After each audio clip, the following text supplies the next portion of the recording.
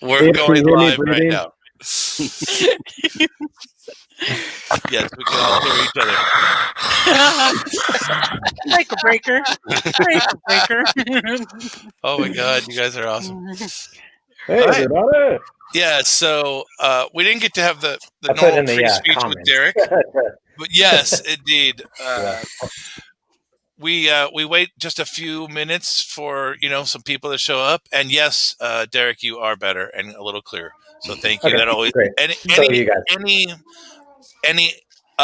any clearer signal, it really helps everything in the long run. And of course, when we produce it later, we get to edit things together a little better and cancel some more echo, so it'll be good. But we'll wait for our traditional Baker's Dozen, which will be here in another 10 or 15 seconds, and then we will fire it up and officially start the show.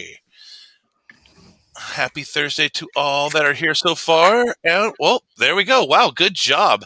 Here we go, ladies and gentlemen. They're on.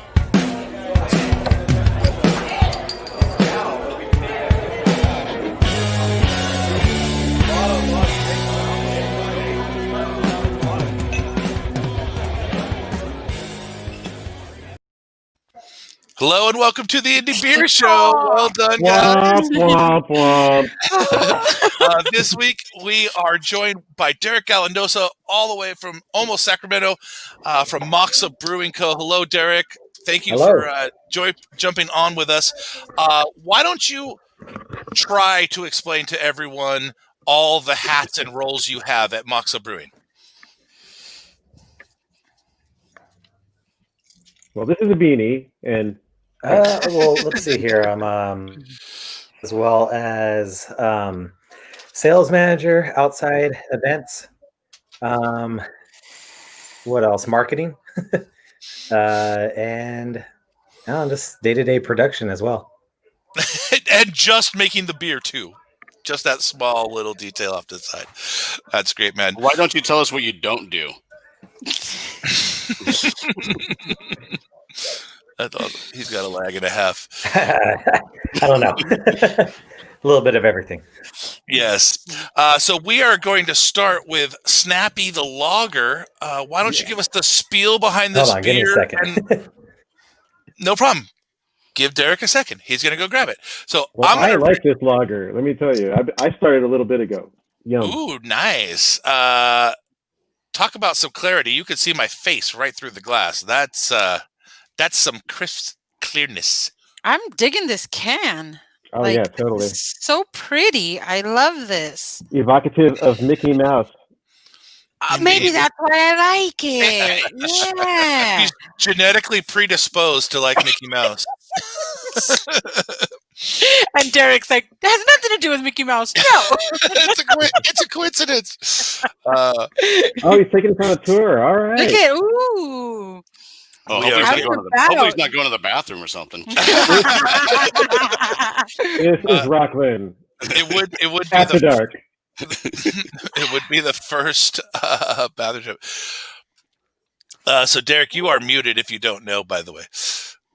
But off like a herd of turtles. That's great. There you go. All right. So I'm literally right next to the router, so it should be a lot better.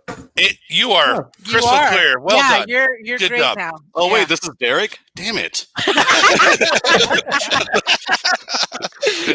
So why don't you give us the story behind Snappy the Lager and what your intention is that we are tasting right now? By the way, clarity is fucking amazing, dude.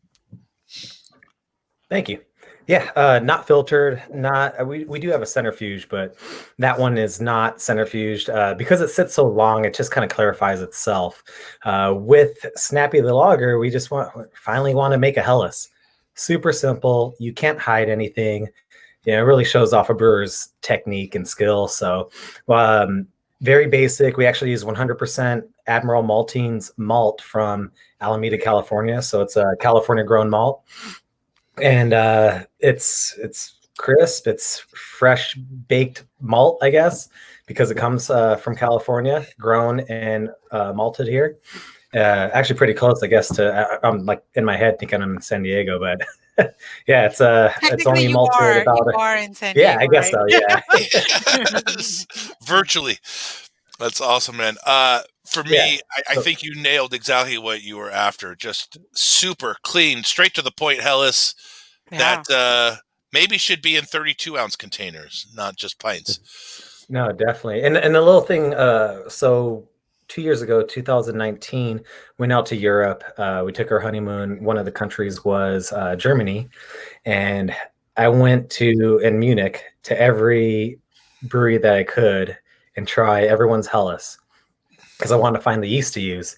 And Augustiner won out. So it's kind of a fun fact of which yeast we use is because of a trip out there and just kind of seeing everyone's example. That's right. And you said going to the source. You said it's clear because it sits so long. So how long does it sit? So typically with lagers, people talk about brewing them like 6-8 weeks, letting them rest, letting them lager so long. With us, we kind of just let it. That yeast is so great; it finishes a lot sooner. So it's about 4 weeks grain to glass for our lagers, and after it's done fermenting at about 10 days, we crash it down and just let it chill and let all the yeast just kind of drop down over the next 3.5 or 2.5 weeks.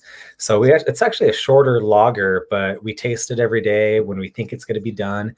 And once it doesn't have those sulfur-free lager notes, we think it's ready. So we don't necessarily have that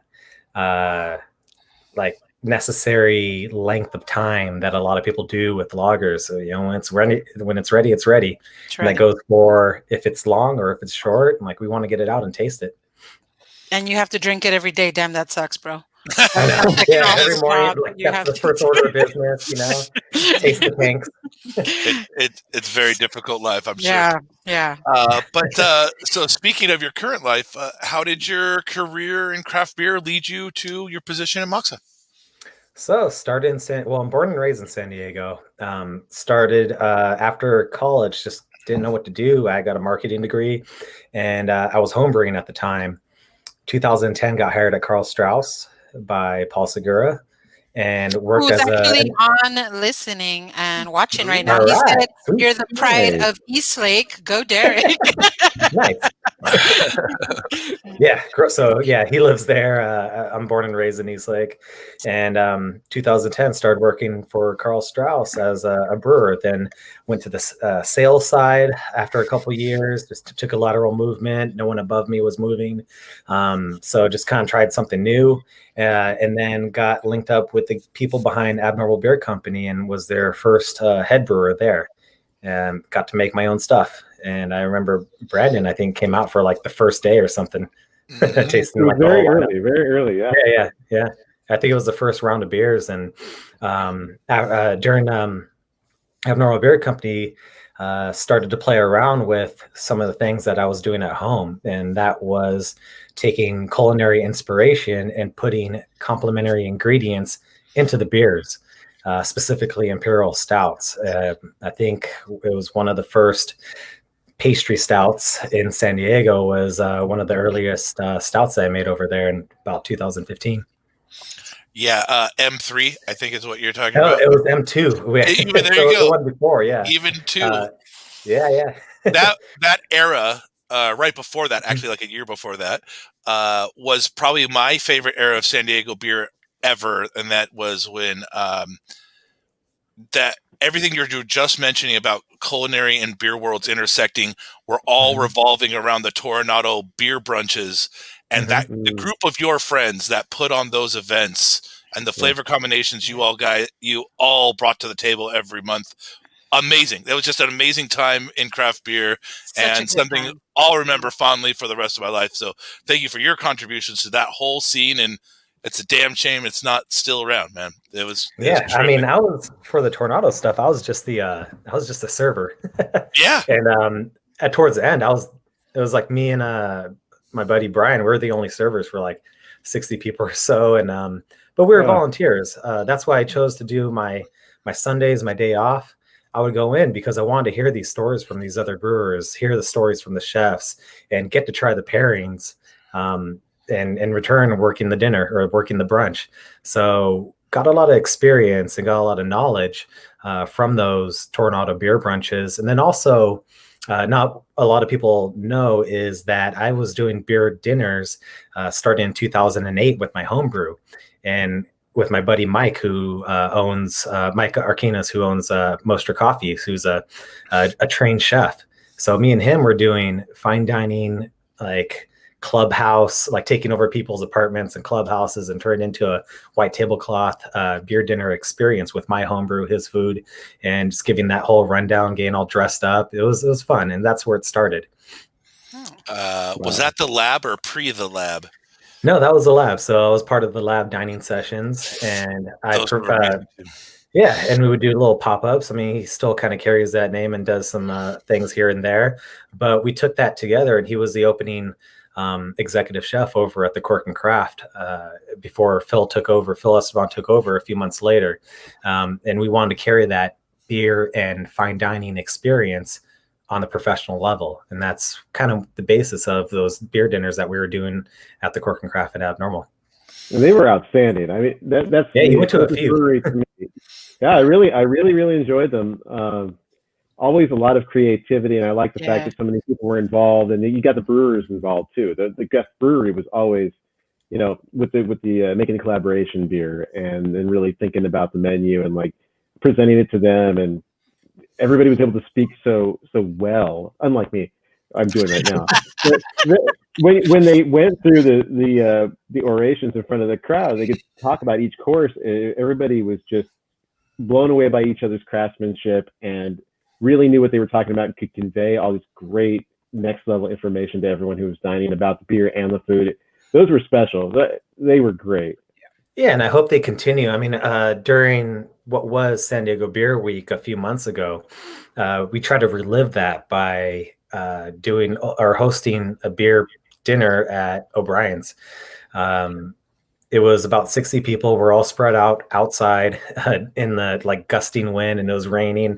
So we're having a blast. We were doing what we were doing before, and that was pairing up really well thought out food pairings and giving people an experience that they otherwise wouldn't have. Yeah. That's awesome, man. So what does Moksa mean? So Moksa it's a Hindu term it's a loose translation for freedom and liberation and finding your own path. Our main owner came up with it, and it kind of stuck. It really shows that we don't abide necessarily by style guidelines and kind of want to do our own thing. Understanding what people love, what we love to make, and kind of matching up those two demands. Also, the symbol the mark really doesn't mean anything. Well, but that means it looks cool. It looks cool. Yeah. I mean, come on. Yeah, I'm a marketing major. I have a degree, so it's like Moksa. That was a cool name because, like, if you Google us, we're like the only thing on the first 4 pages. So really, like, we kind of own that word. And as far as the mark that is there, it's unique, it's distinguished, and we just made it up. I like the mark because it reminds me of the Pearl Jam stick man, but he's captured. Like yeah, I know. I was like, when I first saw it, I was like, is it like a stick man? Is it like the M or the O? It's like, nah, it's all of that. Yeah, it works. Lines and bendy lines put together. So we all thought you ran away to Sacramento, but Moksa's actually in a whole other freaking city called Rockland. Where is that compared to Sacramento? Can you explain where you actually are to San Diegans? Yeah, so I actually live in Sacramento, and then we have about 1.4 million people in like the greater Sacramento area. So it's like a little big city. It has everything you need, just not as much as not as much variety as San Diego, but it has everything. And I currently live in Sacramento, and Rockland is only 25 minutes away. Up here, there's the counties and the cities are a lot smaller. So it's only a 25-minute drive from my house that is in the heart of Sacramento over to Rockland, which is 25 minutes away. It's very similar to when I was living in North Park and working in Rancho Bernardo. It's the same exact thing. It's just with Sacramento and Rockland, it's in a different county, a different city. So we gotta respect the city and not say Sacramento, but Rockland. But it is the greater Sacramento area. All right, that's cool. When I actually looked at it, I was like, holy shit. I just mentally categorized you where you live, I guess, not where you work. That's cool. If you could try to explain your overall brewing philosophy, what are you trying to convey to us through your art? Well, it's a flavor-focused brewery, and that's how it's always been. Me and the team, Corey's the other brewer, we're flavor-focused brewers. So it's about creating just enjoyable beers that are drinkable, that are well-balanced, and what people are asking for. So it's a match of what we want to brew as well as what people are asking for. So we do some trendy stuff, like I said, and then pastry stouts, imperial stouts, heavy IPAs, but we still have a strong affinity for West Coast IPAs. So we are brewing a lot of West Coast beers, clear, drinkable, and then as well as like the heavy hazy stuff as well. So yeah, it's kind of all the popular styles. I have a quick question, because I am really fascinated by how well it works for you, not just because you're you and your beers are really good, but I love the fact that you are listening to consumer demand. We're going to make what we want, but we're going to make enough of what people are asking for. What's trendy, because trendy is not a bad word. It just means that people are actually wanting it. So I want to ask you, because it's kind of the antithesis of the pastry stout and a lot of the beers that you make, the double IPAs, the hazies. When does your light beer come out? Because that's the new trend. Like everyone's going low cal, low ABV, gluten free, all that good stuff. But could we see that from Moksa? I think the lowest we go is 5, because I think that when it drops below 5, the consumer demand just plummets. So we like all of our lagers, all of our lighter beers. We made a grisette, and they all start at 5 basically. I think we had one beer at 4.9, but yeah, 5 seems to be like the lightest that we go.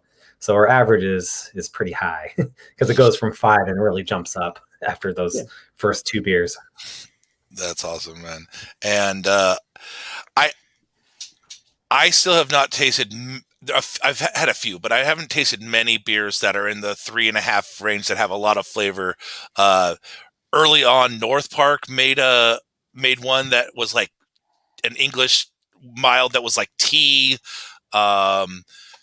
Bitter Brothers had a really good low-cal beer for a minute and a half. Yeah.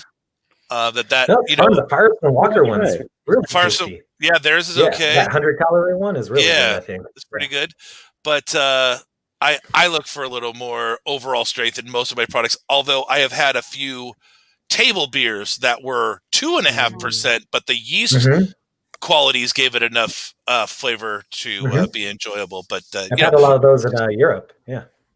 Right. Not a knock on light beers at all. I just see that is the exact trend right now, and so I wonder, as someone who listens to trends, that might happen. But I drink beer because it has special magical powers, and that I don't get from lawnmower beers necessarily, and it's not where I go for my diet drink.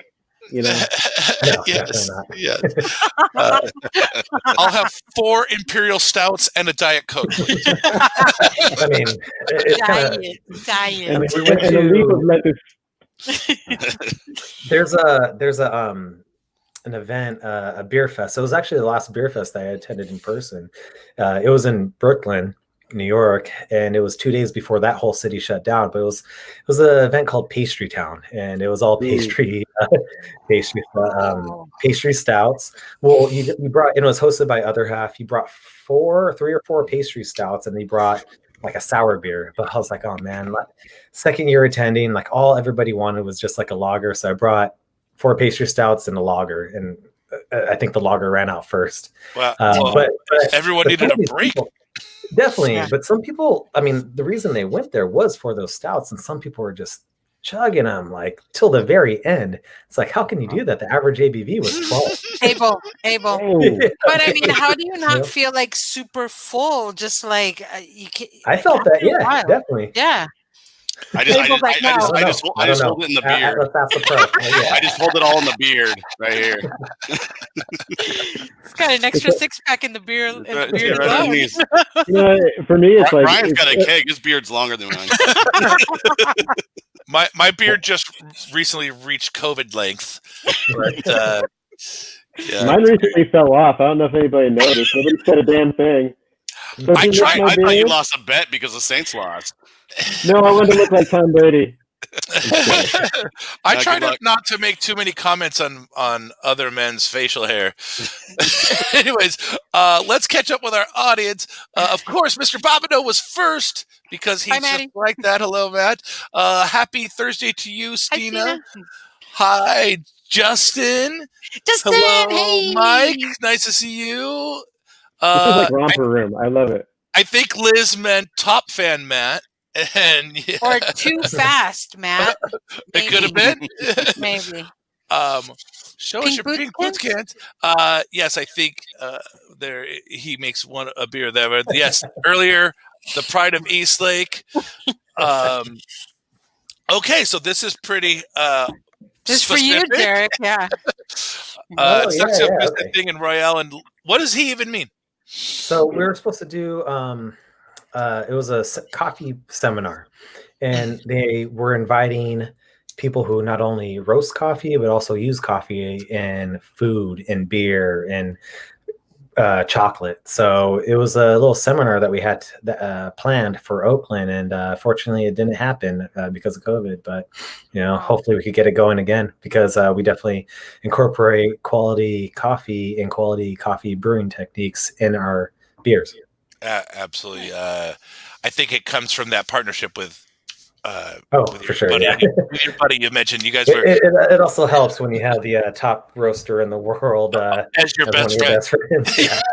Exactly. A little assistant, but that's great. Mr. Casey, nice to see you here, sir. I did not get to try that stout, but I'm not surprised. I didn't try it. We're trying it on Monday. Right there. Yeah, there you go. Yeah. So Abel, when I dropped off beer, was raving about that. So maybe it'll come up later. Dude, it was liquid gold. That's all I got to tell you. Liquid gold, he said. Looking forward to it. First off, I always agree with Paul Segura, just as a way of life. But his ego's big enough. You can stop. Yeah, but I do agree that Derek killed it when he was at Abnormal. Absolutely. Yes, valid question. When is the Pappy Band Week coming? I'm guessing in a couple years since you just got the barrel. So it's funny. That's the third round of Pappy barrels I was able to get during my career. The first one being at Karl Strauss. But what was funny is I had to write this report of we need these barrels. They're like, I don't know if it's in the budget. We don't have a beer for it. I was like, no, we need these barrels. So I wrote out this lengthy email and report, sent it to everybody, and explaining kind of what it was. And I was like, hey, we only got 2, I think, or 1 or 2, but we need to put something in it and age it. And I think that we put in an Imperial Red. It turned out great. Also got some for Abnormal. And now at Moksa, we have a couple Pappy Van Winkle 23-year-old barrels. They smelled amazing. And the base beer that we put in there, we've been averaging about 22 months before it's ready. We really want that beer to soak up all the barrel. And a lot of people think that, that's too old of a barrel. It's already spent.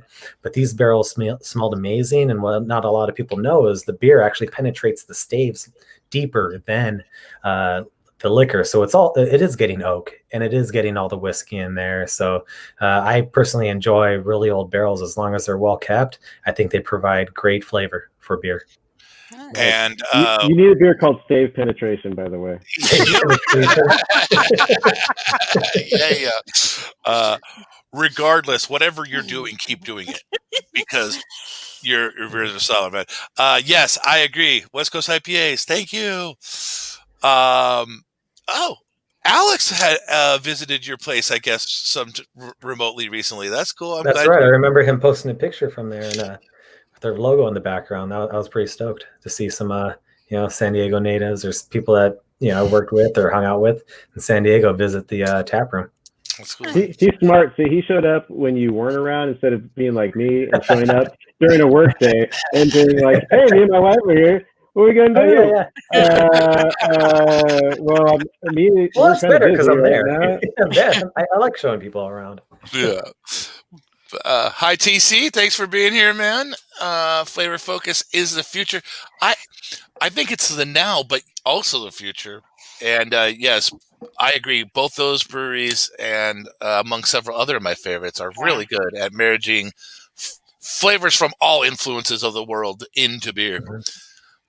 Ooh, happy face. Very sad about Eagle Rock.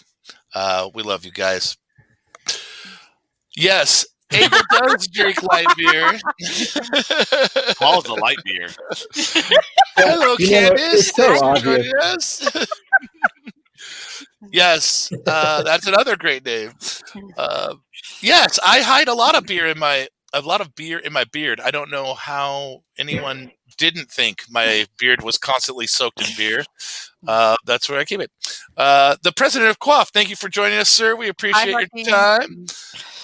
Yes, we will get to that. It was right before the pandemic. I think now we're getting full circle back to the coffee convention. Mm-hmm.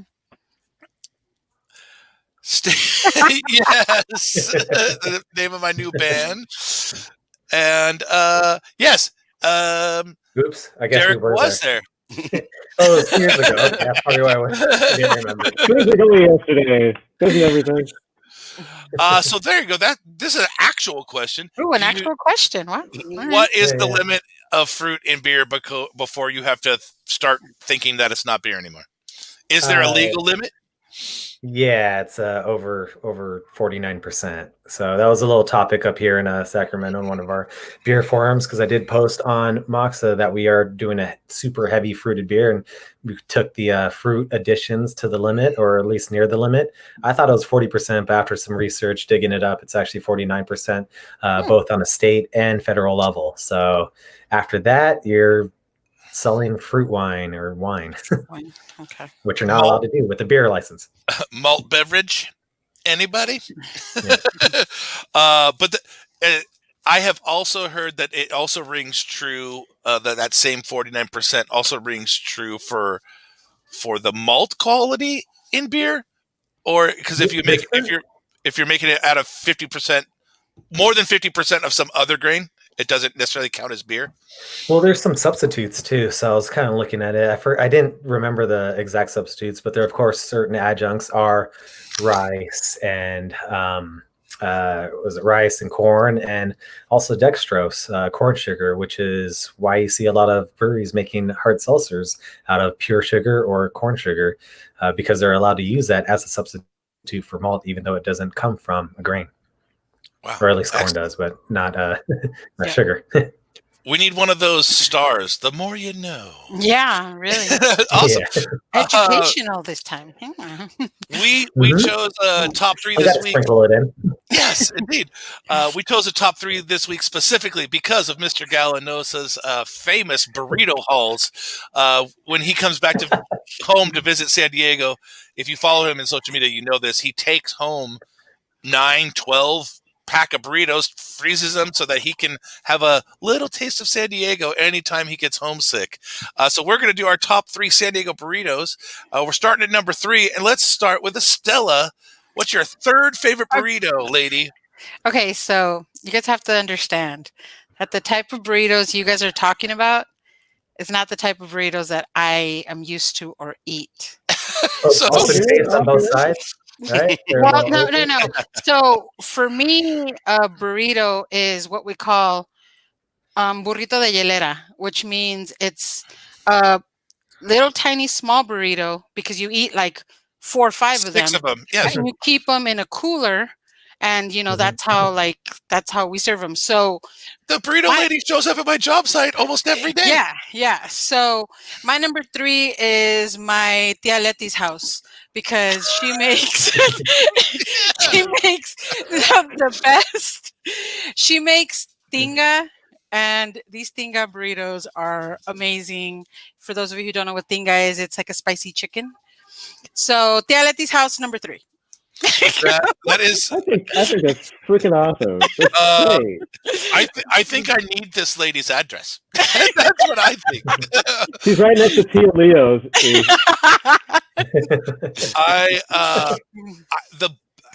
Really, the most authentic food I've ever had did not come from a store that looked sanitary. I mean, it was well seasoned, let's say. Mr. Hernandez, number 3 for you, sir. Well, I've had a lot of burritos in my day, having lived here for 44 years. There's this place in Scripps Ranch. When I moved to Scripps Ranch, I'm like, great, this is no man's land for that kind of food. There's this great place called Don Lucia's number dos. Número dos. Okay. Número dos. Okay. And I love everything there. I mean, the birria and everything is good there. But there's this one thing that like was so rich in flavor that I would eat it. And by the time I was done, I'm just like, I don't know if my body could handle all of that. It's their Hawaiian burrito, carne asada, bacon.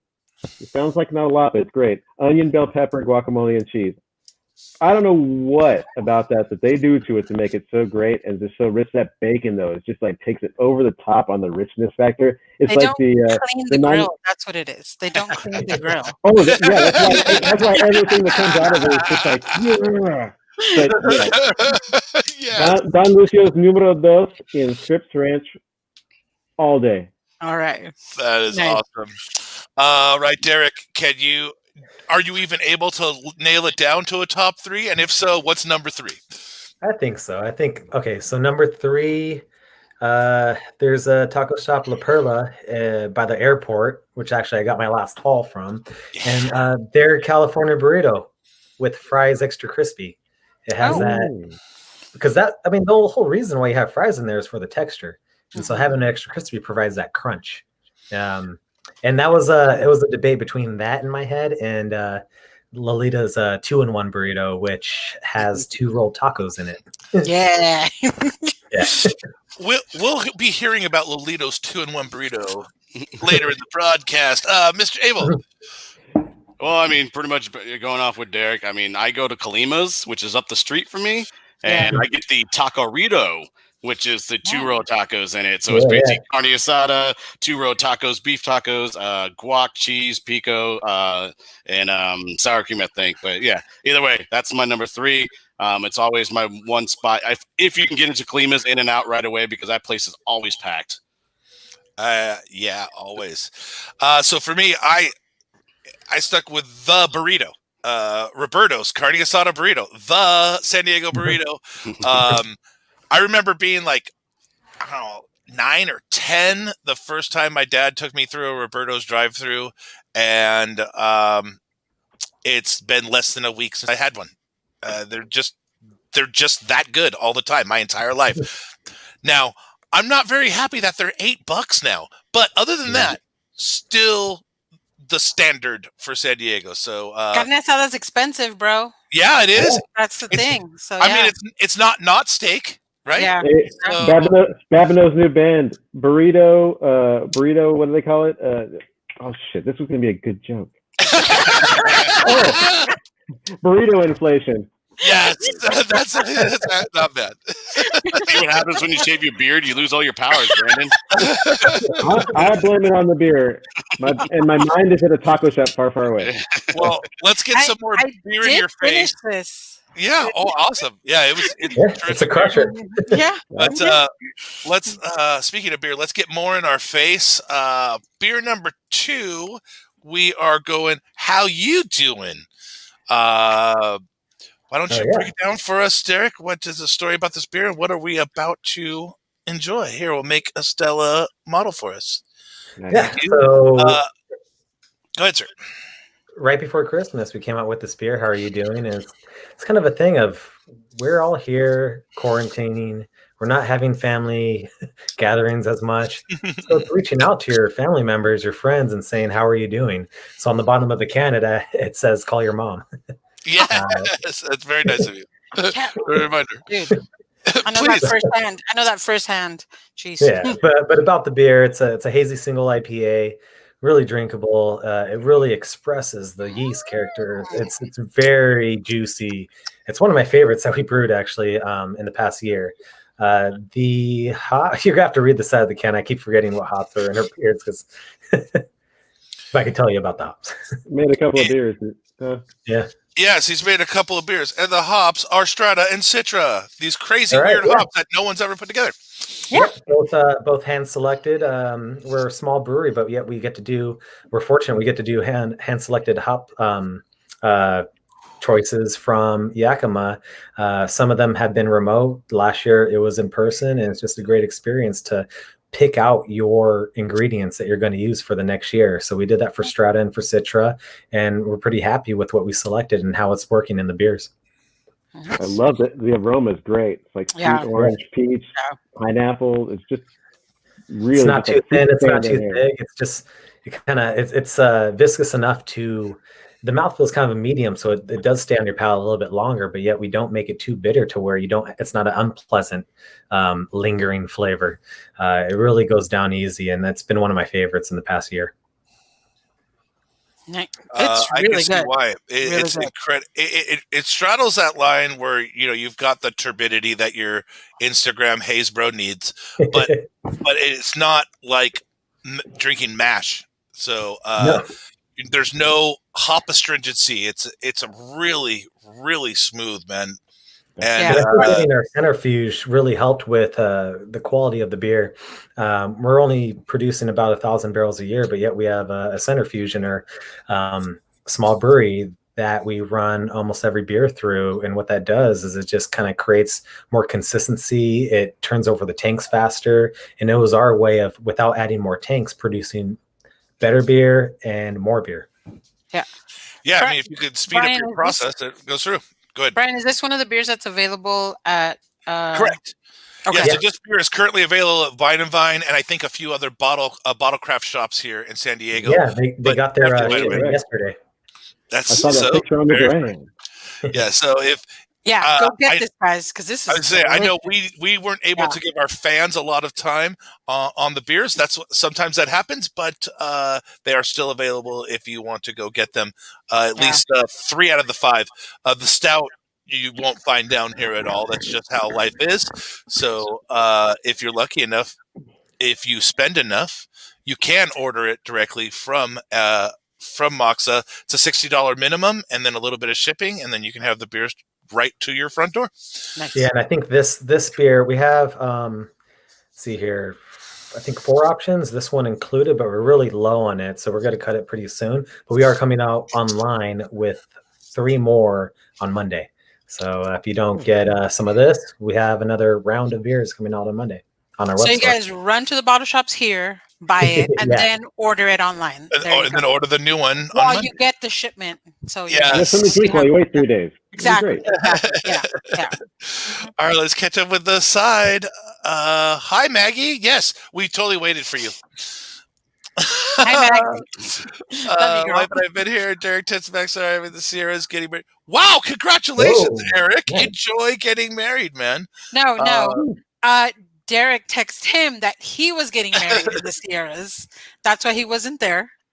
And then the next time he went, you were in San Diego, is what he's saying. Yeah. Backward. Backwards. Doing a little loop. Is sorghum an acceptable substitute for grain? That's actually how people make gluten-free beers. That's what I was going to say. Yeah. You can't go wrong with the old Santanas. It's the same thing as Roberto's, the classic Cali. No, I'm sorry. Tonight is about burritos.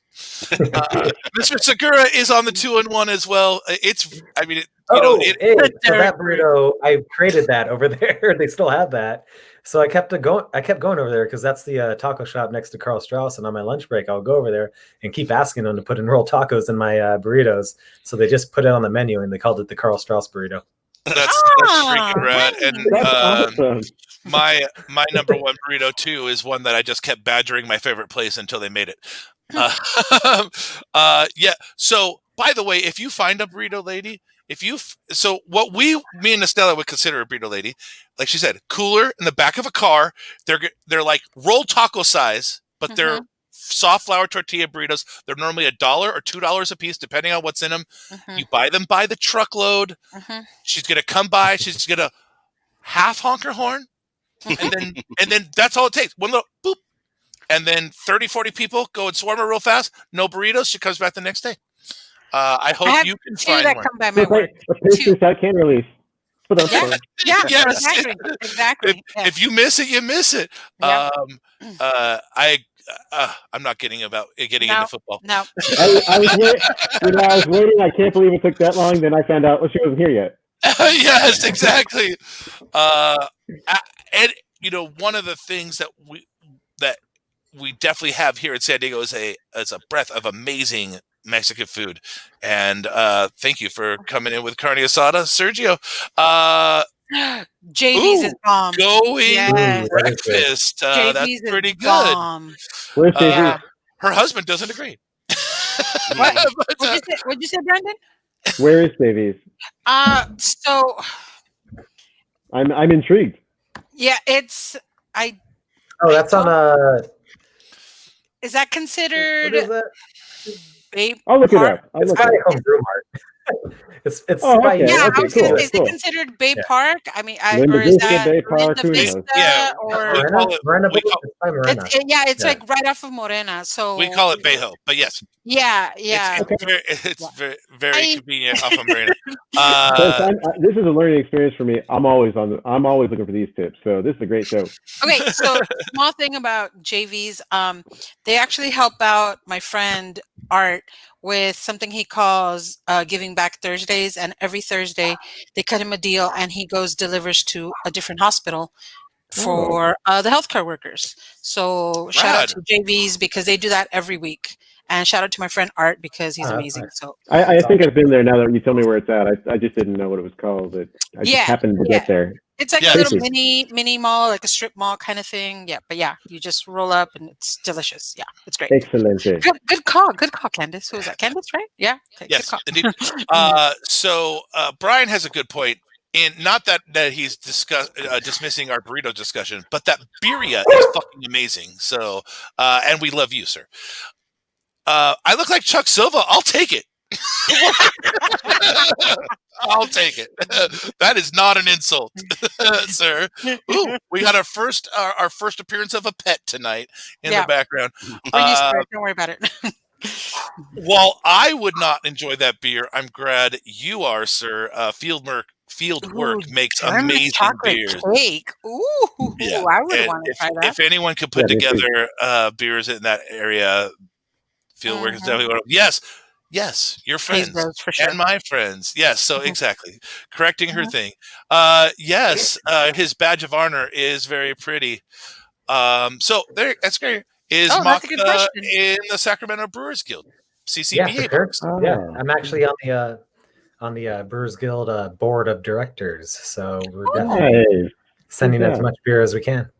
Nice. Excellent. So I don't think that box is sold out yet, or is it sold out No, already? but we sold a lot though. Yeah. we So sold that's one of the quite a bit. boxes, and we probably should talk about that, guys. But Yeah, Sacramento's got a rad scene too. So Yeah, I Yeah. heard that Really box was good. sold out. I thought that was sold Yeah, out. I too. heard that Sacramento box was sold out. Or is this Okay. no? It's San No. Francisco. San Oh, Francisco. it's Yeah, the San San Francisco. Francisco. Sorry. Sacramento's still available. Okay. But San don't sleep on Francisco. Sac. Yeah, but so we should probably post the links to that so Yes. you guys can see what we're talking about. But right now you can buy boxes from different guilds in California, and it gets shipped straight to your house, and it's all the breweries from that specific guild. So you can purchase the box. It depends what region you're purchasing from, so it's different prices. But I do know, like Abel was saying, San Francisco box is like gone, but you can still purchase I don't know if you guys want to purchase San Diego, you can just go pick it up. But definitely definitely go check out the other guilds, and because it's a really good deal, and it's beers that we can't usually get here. So that's why. And we can't travel up there to try them right now. So Yeah. there Right, we're not could supposed to. very So yeah. well be Yeah, what beers is you couldn't What is get. it like? Los Angeles County, Yeah. Sacramento, Inland Empire. I think is that all? I mean, since San There- I Francisco wa- sold out. I'll look it up while we're There's talking. a really good number. It's like a half a dozen or so, right? Yeah. Some Yeah. have 8, some have 12. It just depends what the box is, and that's how they priced it as well. So I'll look it up while we're talking, guys. So Good way to support local breweries, yeah, for sure.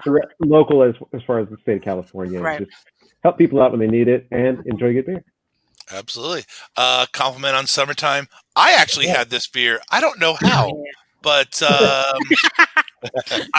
think it was a trade extra with a buddy.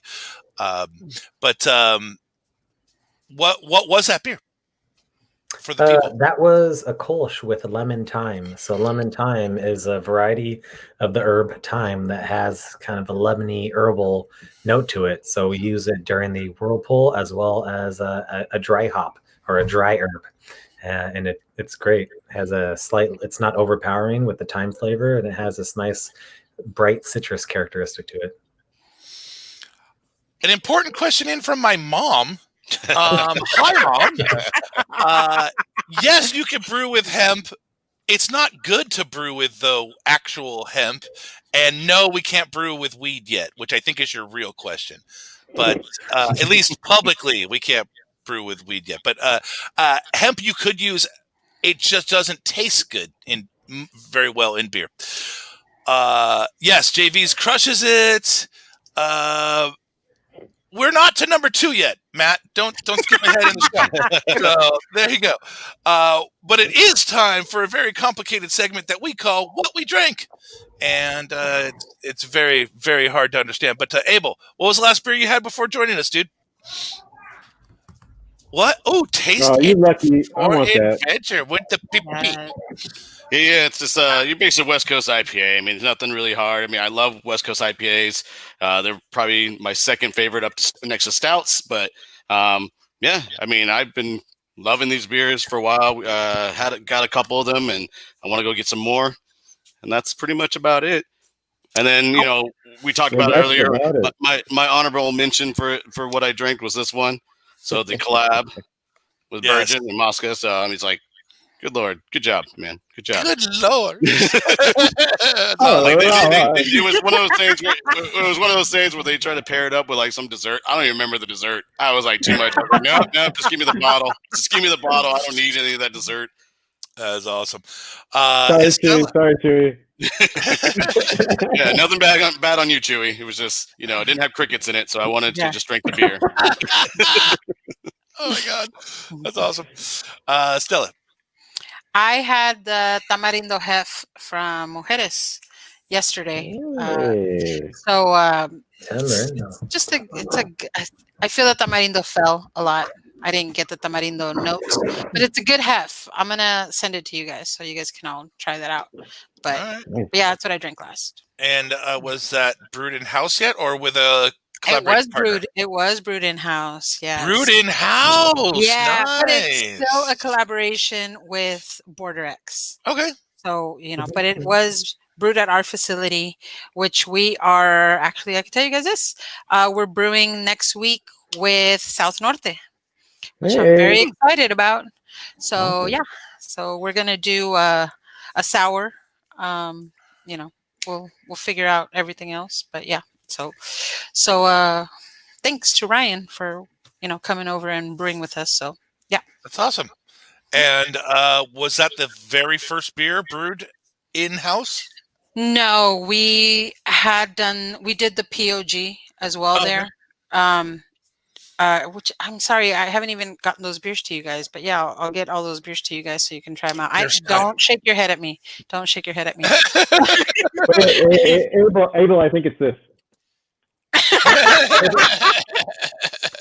I don't know. I might cut my beard off if I do that. What is the point of someone on the show owning a brewery if we don't get any beer, Estella? Wait, who owns a brewery on the show? I haven't had any of the beers yet. Derek, what are you doing? Yeah, I sent you beers.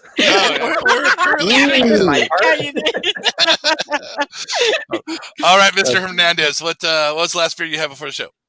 A beer that I got originally because it's finally winter. It's kind of even wintry. I've been wanting just darker beers that I can enjoy then because I've only got like 3.5 weeks the entire year to do it. AleSmith's Black Velvet Nitro Oatmeal Stout. What? Man, that is one of the best beers I had all last year. And it's just a nice, simple, clean, dry, not overly roasty. It's almost Guinness-like in its composure. Puppy in the back. Puppy in the back. Sorry. Puppy in the back. Oh no! Hey man, puppy in the back. I break for puppies. Yeah, all of us are like. Anyway, 5.2%. If you see it, you get it. nitro You can. can't sneak awesome. a puppy past us. Now we're ready for a close up on the puppy. What I, hey, Derek, There's Hi, another one. little guy. He can't hey, hear Derek, me. I like your handler back there, just sneaking underneath the leaves. Oh my gosh! Sorry, man. These are some I foster said two puppies. puppies, and Marilyn just looks up at me. Sorry, Mary. Yeah, I can just do the whole interview with this. yeah, Don't say anymore, I guess. So about my second favorite burrito, and and my first favorite burrito. Oh wow, that's adorable. Sorry, Brandon. Oh Distracted no, by I puppies. was done. I pretty much said it. It's just a really great freaking nitro oatmeal stout. If you can find a 6-pack of that, you'll be a happy person for a while. That's just a great beer. It goes with every bit of food I've dared to have along with it. It's just been great. Yeah, Absolutely. look for that. Derek, do you remember the last beer you had before joining us?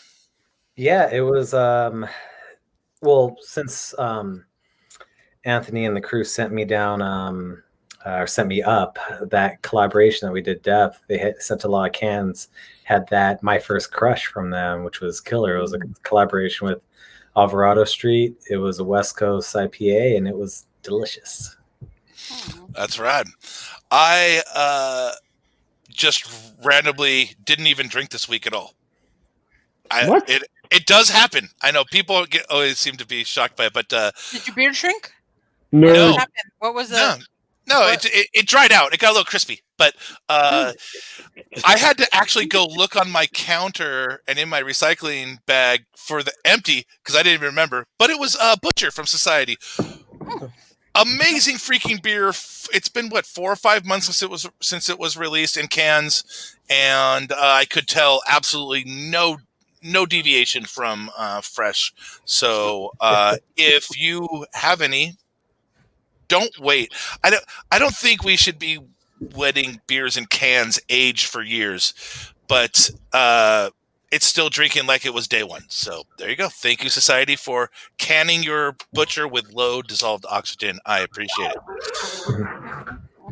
Nice puppy sounds.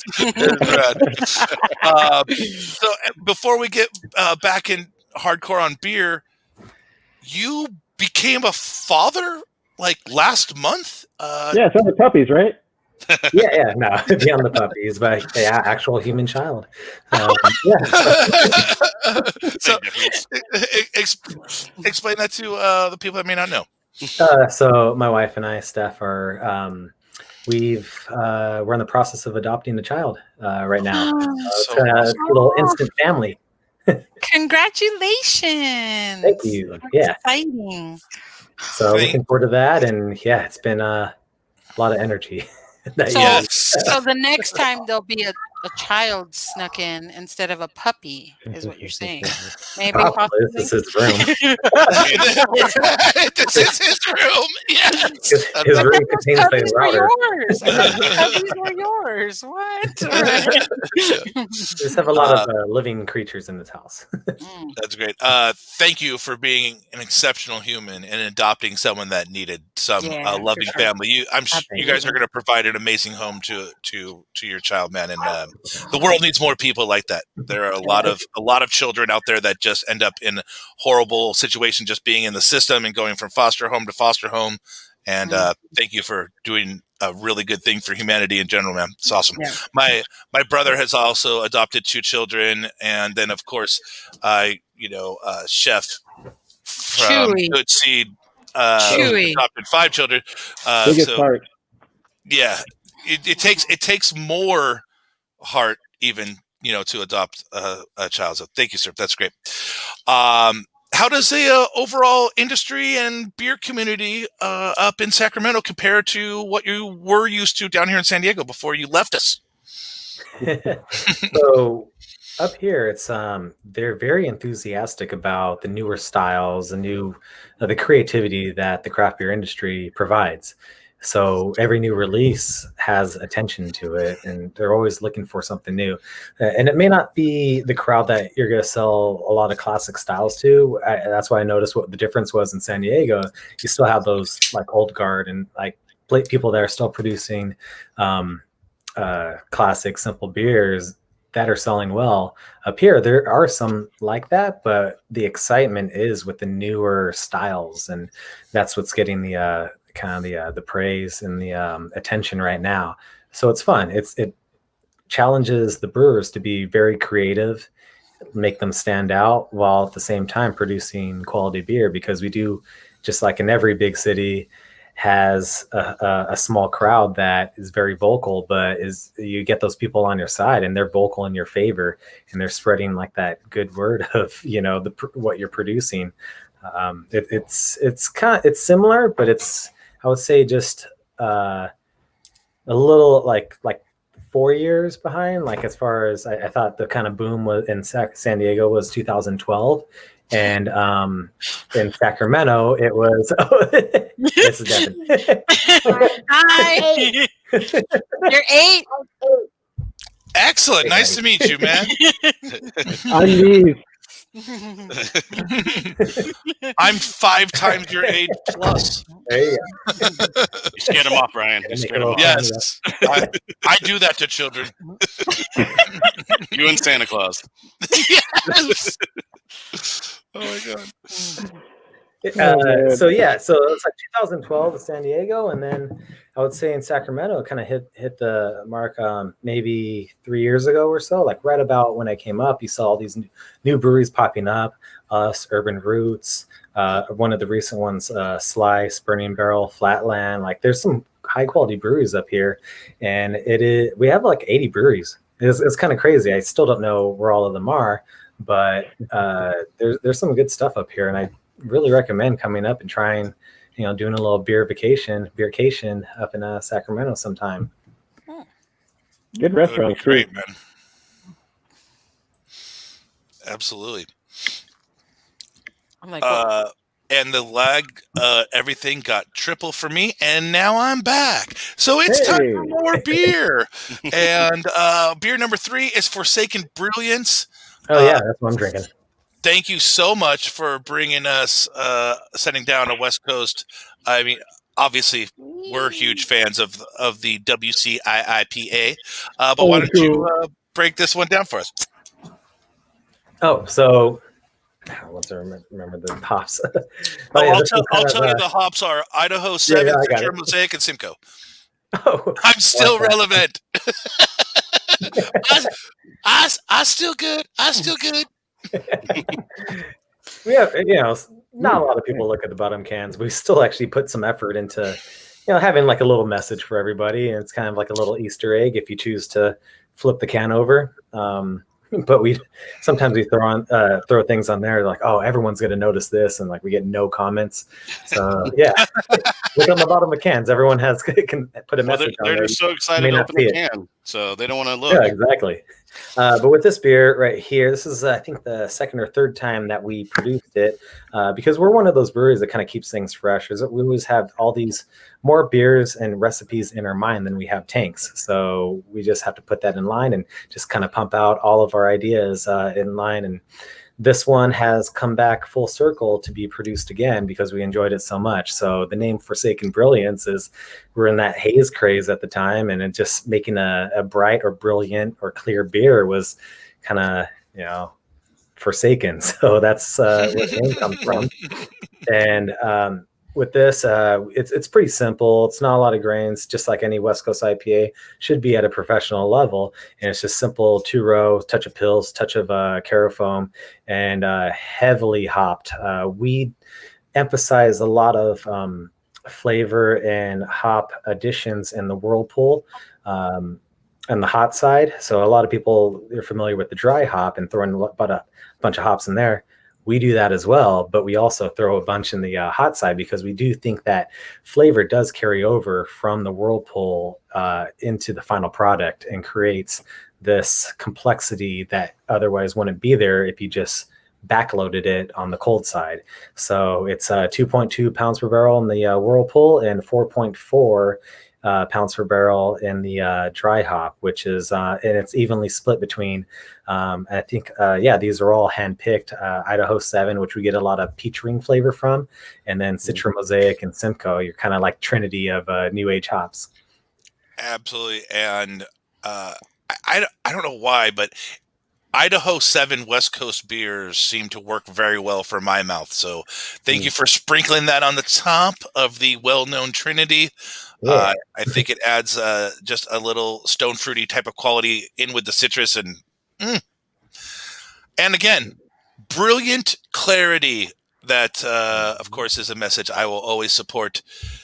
Early on in hazy beer time, I had to buy stainless steel beer cups just because I couldn't take it. I'm over it now. I joke about it now. It doesn't bug me, but early on I was like, oh, what is? I was the old man yelling at clouds. I was, but the beer itself tasted great, so I just had to get over the appearance. But this one, in general, brilliant clarity. Again, when you can see your finger at the back of the glass through a 720 camera streamed over the internet, that's fucking clear beer. So thank you, sir. I really appreciate it. And if someone made us taste this blind, we would swear it was brewed here. So I'm sure that was your intent, and we can taste it. I was thinking like maybe Fresno. Oh yeah. The minerality of the water of Fresno really supports the hop profile. Right on the back of the cow pasture into the HLT. Real terroir from that cow pasture. Yeah.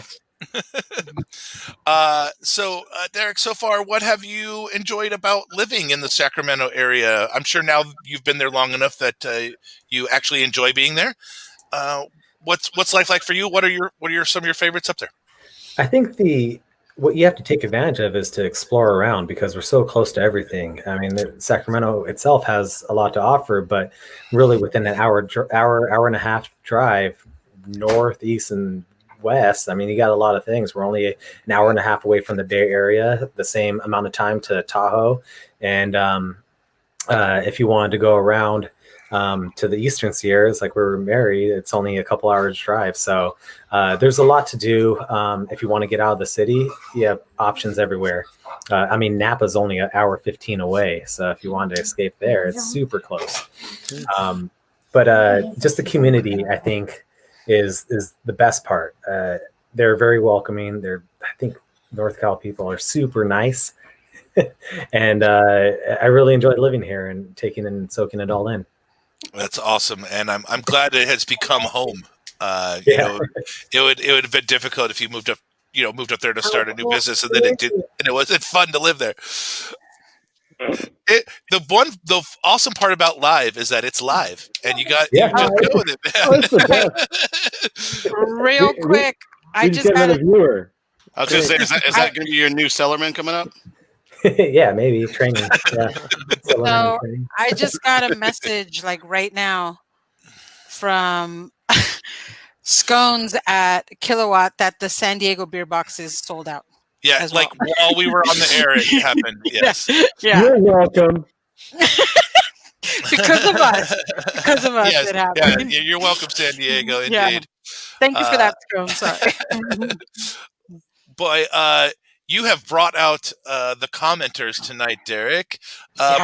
So pre-COVID, you were listed as one of the fastest growing breweries, craft breweries anyways. How much did COVID screw up your trajectory this year? So we're still producing as much as possible. Our demand is pretty high relative to our supply. So we still have customers for our beer. It's switched to selling it on tap at our tap room and giving that tap room experience with our knowledgeable beer tenders to packing boxes and selling it online. But fortunately, we're back to selling it on site. We were welcoming back people in our Moksa beer garden outside, and we're able to give people that experience talking to our knowledgeable beer tenders about what we produce just 40 feet behind them. But COVID hasn't. Yeah, I know. I'm like, we can't. California hasn't. been able to do that yet or again. But COVID just kind of allowed us to really think on our toes and pivot on a weekly basis of how are we going to make this happen. We have the beer, but the beer can't sit around for that long. So we have to move it. We have to find customers. We have to get it out there. And I think with a lot of businesses, not beyond or beyond craft beer, you have to think of how to make your business survive. And I think we did a good job finding new outlets, whether it be new accounts like bottle shops or new events or just new customers directly from our online web store through our promotions and our releases. We have to get the beer out there and we have to sell it, get it out of our brewery, and we want it to be spread out as much as possible throughout the state.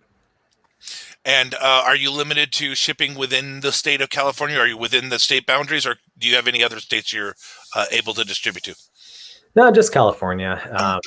Yeah, that's we have. And as far as the accounts, we do unfortunately have a wait list just because of our supply.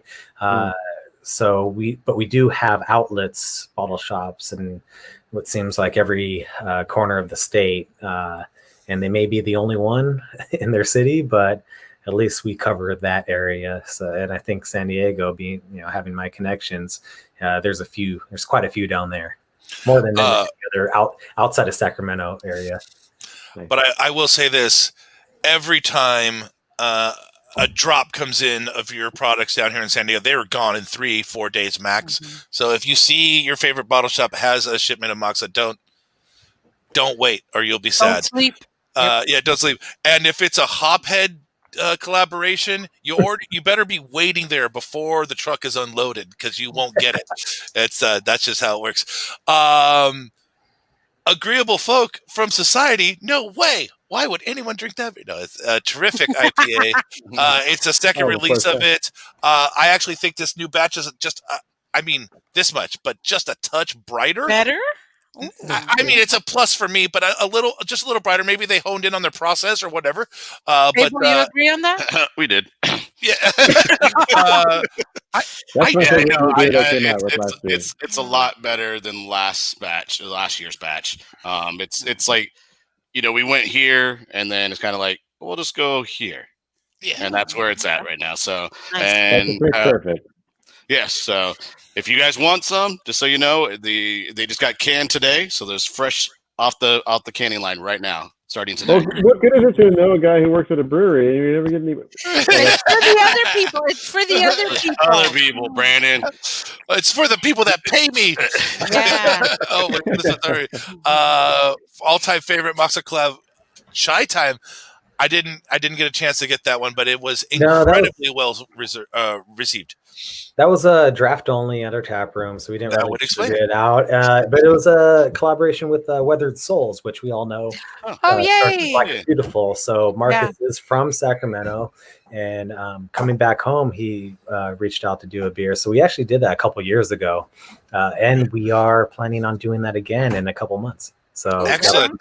Batch 2. Very good. Cool. We were lucky enough to have him on the show when Black and Beautiful was kind of like at its almost peak. Like it was like right there. Then it went crazy.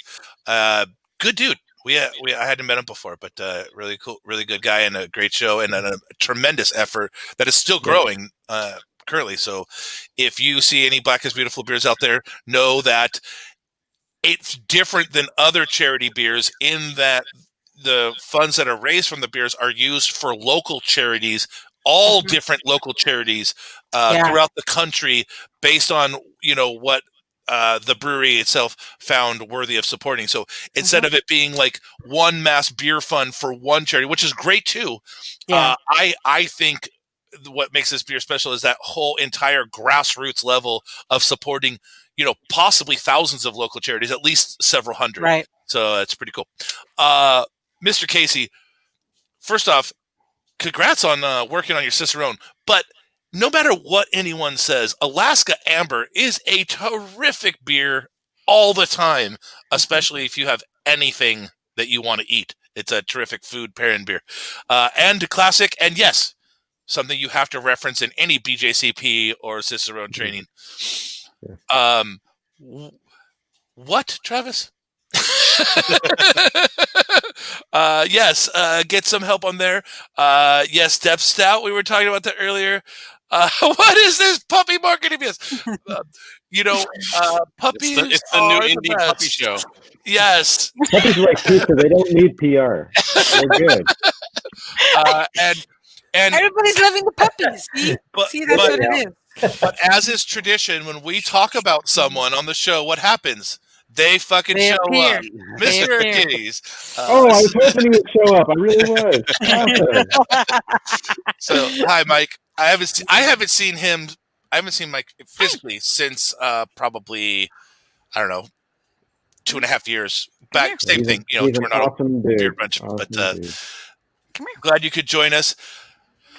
Speedway Espresso Vanilla Stout is freaking great. I'm glad you got that, Travis. I know that works for you. And you owe me I a said text, puppies Mr. too Hudson. much. Oh yes, and the dog came. So somebody wanted to come up here, and the other one is right there trying to figure out how he's going to get up here. Yes. That dog heard "Black is Beautiful." Is damn right. I agree, Maggie. Any person that adopts a child and brings them and raises them is just a great person. Congrats on being a dad. Ooh, Dad, Grandpa. He He says he's going to call you Dad, Grandpa. right now. Apparently, your son broke Liz's internet. Sometimes that'll happen. Thanks, Liz. Yes, I agree that you guys need to go to Sacramento. Also over to Rockland, and yes, of course, that's post-vax. I did post the link to. They're calling them tasting tours. We're calling them beer boxes because we're just the type of people that send beer boxes to our friends. So it's an easy term for us. But they're calling them tasting tours. Some are sold out. There's several of other ones. Incredibly affordable for the amount of beer you're getting from that region. Check out a couple different regions and try some new beers. Alameda Island, Prince of ABV, and a few other things on the bottom of their hidden Buddha kids. Oh, that's great. That's a great tidbit. And they make you read it. Like Derek said, most people don't pay attention to those little sayings that every brewer puts on the bottom of a can, except for the people that are like our listeners and our group of friends. Of course, we read every single stupid word any brewer puts on the side of their product. That's just how we roll. Yes, after vaccines, we're all... I can't wait till we see huge parties again of people that can drink in a communal space safely. Obviously, we've all missed it. It's been, coming up on a year since we've been able to hang out with friends. Allegedly, been a year since we've been able to hang out with friends. But the point is, soon. It may not be till late summer, early fall, but it's coming. And sometime this year, we will be able to be in a public space with our friends enjoying beer safely. And I can't wait till the first person post-COVID goes, dude, try this beer. It's amazing how awesome that one little tiny thing is and how big of a part of at least my life it was. What we're all missing. Friendship. It'll be just in time for the Indie Beer Beach show. Yes, indeed. Beach party. What band did you secure for that? Did you get burrito inflation? I got some surf band called Los Tortugas. I don't know, something like that. Never heard of them, but I heard they were pretty good. Thank you, Matt, for supporting my yelling at clouds. So I'm not super knowledgeable on the difference between Idaho Gem and Idaho 7. Are you, Derek? No, haven't worked with Idaho Gem. I'll look into it. Yeah.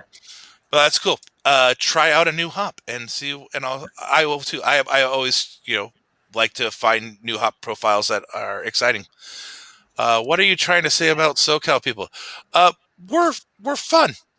Amazing. Where are my people? I think he's referring to the sold out boxes from San Diego. Yes, exactly. They're gone.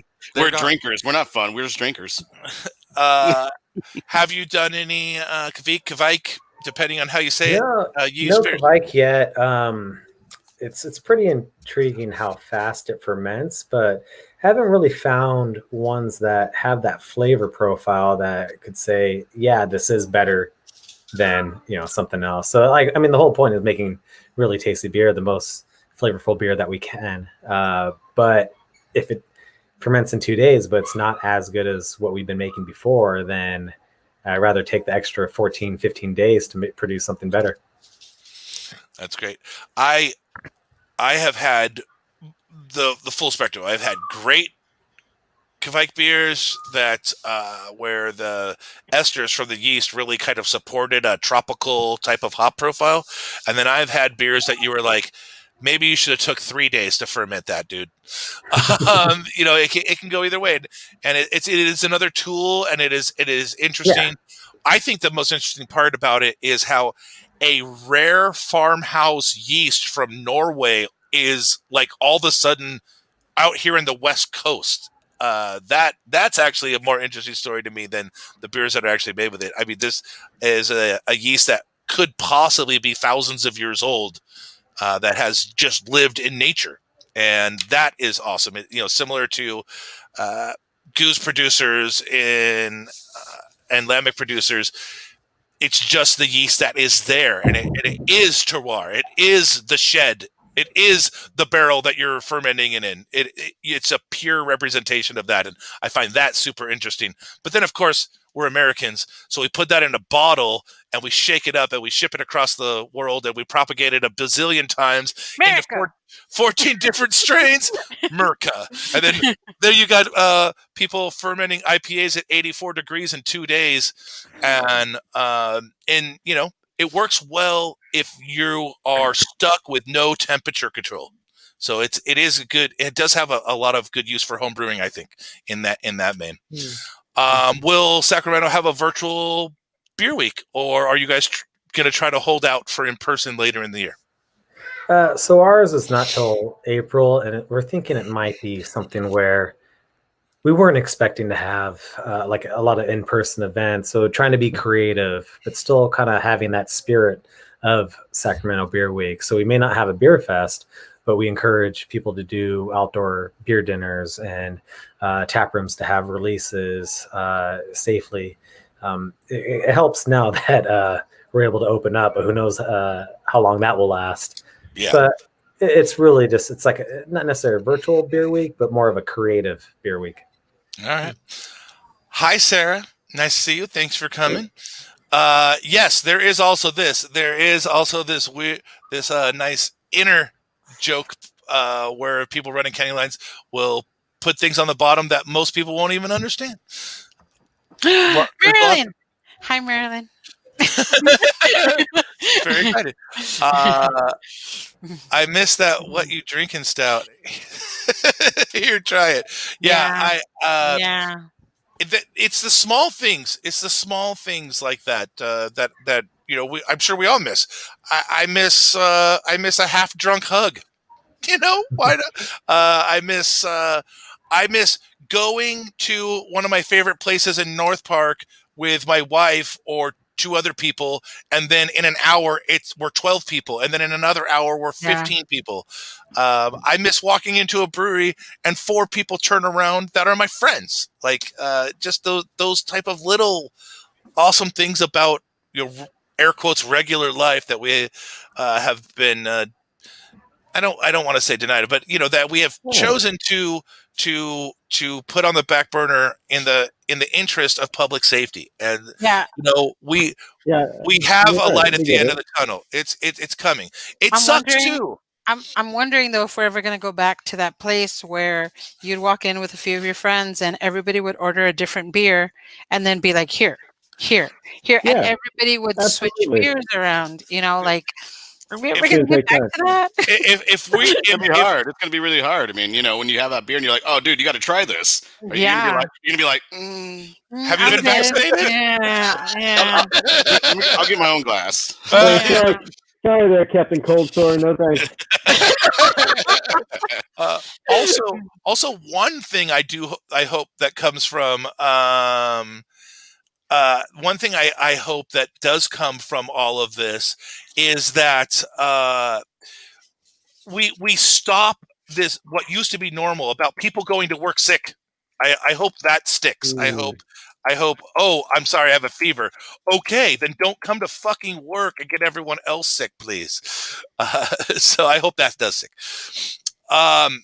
Let's get into beer number 4. Again, Derek is just an overachiever and brought us 5 beers, but it's a NTU 500. So first off, I didn't know that there was an international turbidity scale, and so I'm very excited to hear. Is there like a piece of machinery that reads this, like how you check pH scale, or is it just something you made up? No, there is. It's a lot of people use it or in water. They'll drop a Secchi disc down in the water, and the longer it goes down, the clearer the beer, and that kind of measures it. But also there are meters for it. Our centrifuge has something that will measure turbidity as well. But yeah, it's a kind of international unit. We made that was one of the first beers we ever made, so we didn't necessarily have a reference. So but luckily 500 is around a hazy IPA, so we're good to go.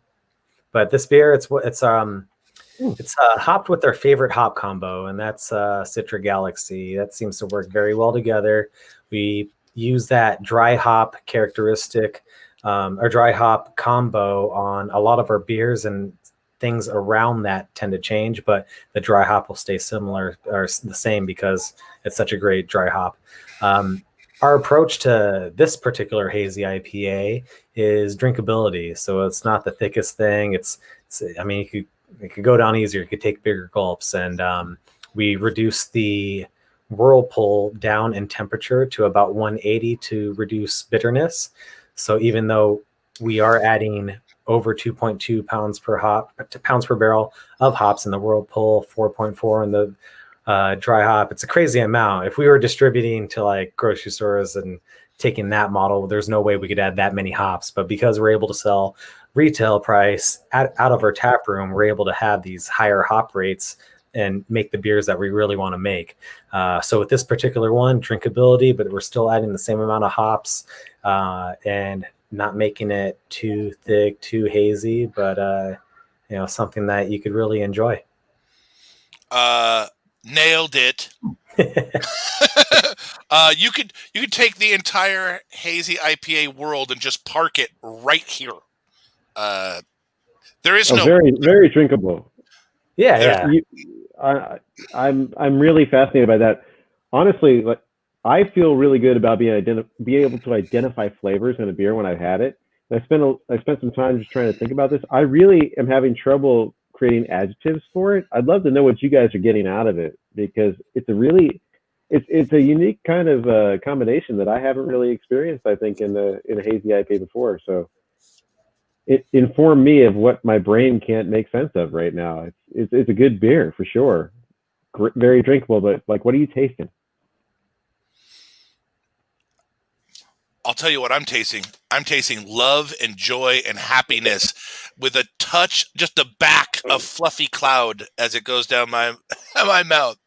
Nailed it. Also the hazy IPA that we've brewed the most. So what I was saying is we brew a lot of different styles, we mix it up a lot, and if people love it so much, why not bring it back? I mean, we know there's a demand for it, and if we agree that we also liked it, then it's coming back. And this has been more than, I think this is our 5th batch or something. Nothing has come close to that many batches in a hazy double for us. Nice. Well, so what are your tasting notes on it? Like when you really get into the nitty gritty of the beer, and gun to your head, here's exactly what it tastes like. With Citra Galaxy, we're getting, with their Citra, we go for tangerine and pineapple, and that's what we're selecting when we're up in Yakima, or when we were in Yakima selecting these hops. A lot of pineapple, a lot tropical and tangerine, bright flavors. And then Galaxy has that kind of like punch to it of not only pineapple, but also a little bit of guava, a little bit of dank, and it has just a rich characteristic. So having that combination, that's, I would say, what we're kind of going for was pineapple, tangerine, tropical, like every adjective that you want in a hazy IPA, or at least like a tropical beer. Now that you mention that, kind of the increased alcohol of it, when I think about it in that context, it's almost Mai Tai-ish. It's got this really great tropical Mai Tai-ish flavor with that little alcohol in the back. It's like, okay, I'm drinking an alcoholic beverage, which is a double IPA. Yeah. yeah. Thank you. That helped me to make sense of the constant confusion in my head. Yeah, I think that juxtaposition between citrus tropical and dank resiny, just you hit a really good parallel line there. And thank you again. Derek, can I just ask you about this? Like what is behind this? Because I love this. This is gorgeous. So we do a lot of silhouettes, and if you look at that and kind of imagine turning it upside down and having droplets of dye into water, and then having a silhouette around it. So that's what that design is. Our designer that designs everything that we put on a bottle, and his name's Connor Hunter. He's out of Denver, and he actually does all the stuff for Embolden, the new brewery down there as well. Oh yeah. Yeah, so if you notice, there might be some similarities there. Theirs is more like watercolor focus, and ours kind of like layers and different patterns. But yeah, we use the same designer. He's works remote, but knocks out some great stuff, and we give him a lot of work, and Bolden gives him a lot of work. A lot of people give him some work. Who's the silhouette of? I don't know, random people. Google images. I thought it was the silhouette with you with your beanie on. That's what I thought it was. No, there's a different one with my silhouette, but that's. Liz is chiming in that you have had some terrific art for your past Pink Boots beer.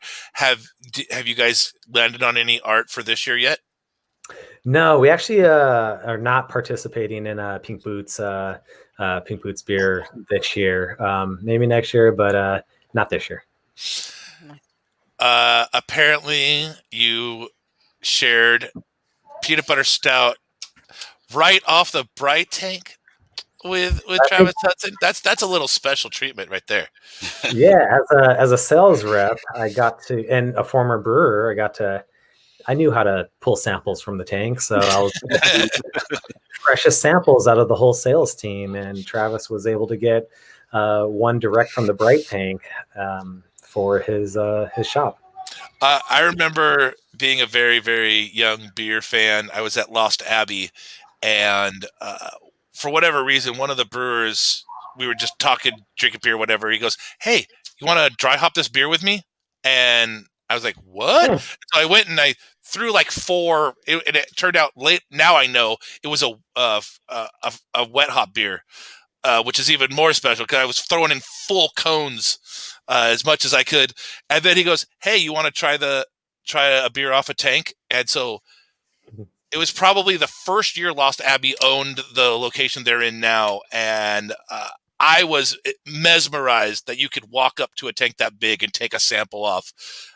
Just one of the joys of being a brewer and or being lucky or a friend of a brewer or a buyer. So that's really cool. That's a good story. So for you up in, you kind of mentioned that you're open to the public. How much services are you able to offer the public, and what are your current restrictions with how you can operate? Well, yeah, we still have to serve food, but we're catering hot dogs, so we make it very attainable and easy for people, and you could just have one hot dog per an entire bill. But we also have food trucks every day, and we'll sell $3 vouchers towards a food truck. We didn't want the food trucks to produce cheaper items because we wanted them to make money. So they do their menu, and we sell $3 food trucks or tickets. So there's a food item on the receipt, and then they go out there, use the ticket towards their purchase, and we pay out the food trucks at the end of the night. So that's been our kind of workaround with this whole required food situation. But we have over 120 seats out in our patio, or not our parking lot, but we turned it into a little beer garden with two covered patios or two covered areas, 2 tents. bought some benches, really invested into having this outdoor setting so we can have actually more people than we had capacity for inside. So we're able to take in a lot of people, and on the weekends it's packed. We are limiting tables to 6 per person. They're all spread out, and on the weekends we do have a host to, just like a restaurant, to be like, all right, this table's ready for you. Oh, sorry, we got to put you on the wait list, but we got many people in front of you. So we are being very safe for not only the customers, but definitely our staff who has to deal with this every day. And having the ability to be open and serve on-site pints, it really drew out a lot of people to experience our beer at our tap room and get that whole experience. Hey guys, remember when we could do that? Yeah. all the way back before Thanksgiving. Yeah. I remember. Yeah. Remember where our entire city decided, fuck everyone else, I'm just gonna party. Yes, I remember that. Although March was the best. Yes, right. Although I will say we have now had 5 days with case counts under 3,000, which sounds insane that we would be celebrating that, but we should. Our caseload here in San Diego has really started to come down since Christmas, New Year's. Thank God, and I hope we could continue. Hey, we're not LA. No, I mean, at the same time, I don't think we should be celebrating that because LA's really bad. Thank God, cheap dudes across the state will be relishing the fact they don't have to go out for Valentine's Day. It won't be an issue. No, it won't be an issue, now you have to get more creative at home. You can't just buy a dinner. You have to make it yourself. Can't call it in this time, yeah. It's gonna be the first holiday where people are like, "Oh, we can skip that." Hey, I'm doing beer and charcuterie boards as a Valentine's Day package at Mujeres, so come and pick that up, guys. It's charcuterie board. Say it right. We have to respect the memes in this country. Right. Sorry. So Derek, so far in your illustrious 2+ year history at Moksa, what has been your best-selling beer? Best-selling beer has been the stouts, just collectively. Those are the ones that don't get distributed because even though we produce hundreds and hundreds of bottles, they sell it in the tap room.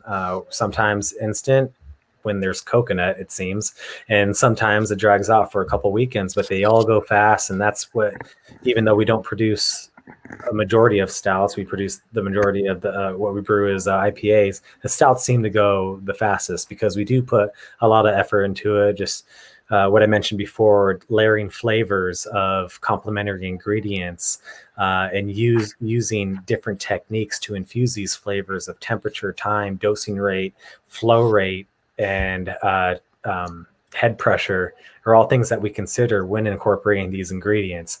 And I think it kind of translates to the sales because people really do see these as something that they need to come out to get in persons.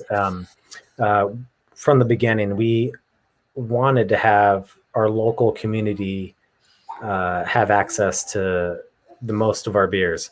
So we only do in person. So during the whole shutdown, we stopped doing on-site bottle sales because we knew that drew a crowd.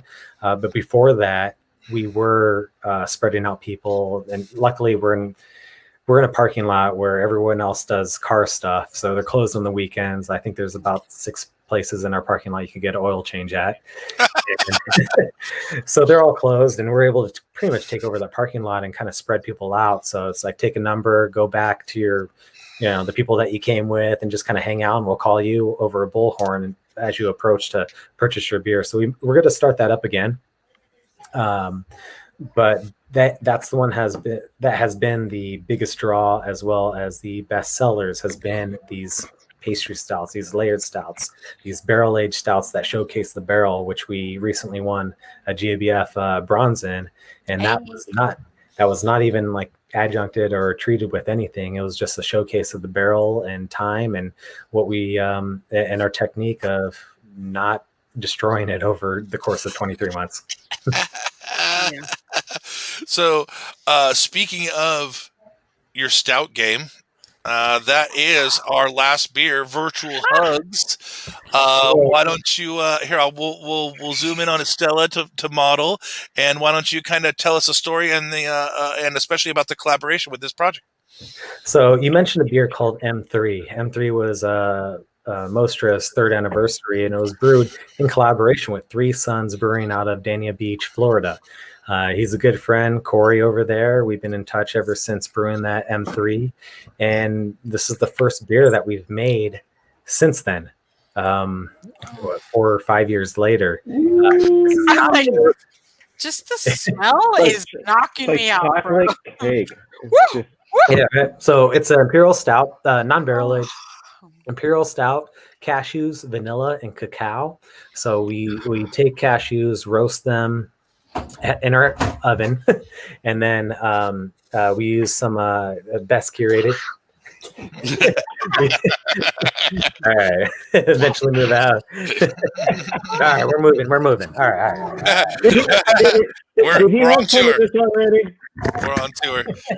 Little plastic kid over here. Oh, by the way, check out this sweet art. It is fucking sweet. Modern awesome. Oh my god! How did you even attain that? The sales rep for Modern Times up here painted that for a charity event, and I bid on that. I had to win it, so that's that now hangs in our kitchen. That's freaking awesome, man. Yeah. So about the beer, cashews that we roast at home, vanilla beans that we get from a vendor here in up in Northern California. That is actually the same vendor that I turned Modern Times onto, and a bunch of other breweries around the world because of the quality that they have, and they select from growers and farmers around the world. And then the last bit is cacao, which we get cacao nibs from also a local vendor. They're one of the best chocolate producers that I've ever came across. And they roast it the morning that we need it, and they just drop it off. And they roast it out of their house too. They roast it in their garage. They make chocolate bars in their spare bedroom, and they package the chocolate bars in front of their TV. Wow. And they, I need this website. It's Crew Chocolate, CRU. So Crew Chocolate, and they go around to Central and Southern South America to work with the farmers and tell them what they do and how to help them create this product that could help their town, their city, their farm, and use the final product up here in Northern California. I am fucking blown away by the chocolate quality in this beer. It's really hard to hit this much chocolate. Oh yeah, they're great. But not have it be also like coming off as, overpoweringly sweet. You have done incredible. This beer is fucking awesome. Yeah, so it comes out at the end of the month. It's not even out yet? No, it comes out the end of the month. We love it even more. I honestly packed it right after it got labeled and threw it in the box to you guys. I haven't really promoted this one yet, so you guys get a little sneak peek at what's coming out. I'm sure you know that we are all about beers that no one else have. So extra thank you. Yeah, no one else has tasted this one. You have hit what I call the perfect viscosity with this beer as well. It mouth coating, glass coating, but doesn't cross the line to like Robitussin or medicine. Quit it. Just really exceptional. It's like the concept of drinking chocolate, where you're drinking chocolate. It tastes like a full embodiment of chocolate. Maybe a little bit of nuttiness in there from what else is there, but it's just really delightful. It's not overly sweet. It's just a really nice, silky. It's what you're known for, making a really nicely packaged expression of a dessert flavor that you love, that goes down easy, coats, and is really nice, luxurious, and exquisite. Good for sharing, but we're not going to do that. You don't want to share it. No, I mean, get my charger. No problem. While you do that, we'll do news. ladies and gentlemen. We have 2 burritos still. I know we still have 2 burritos to get through. Want to do burrito number 2, and then we'll go to yours? Burrito number 2. Yeah. Okay, let's start with you then, Brandon. Burrito number 2. All right, number 2. Número dos again. So my son turned me on to Vallarta Express, and there's several locations.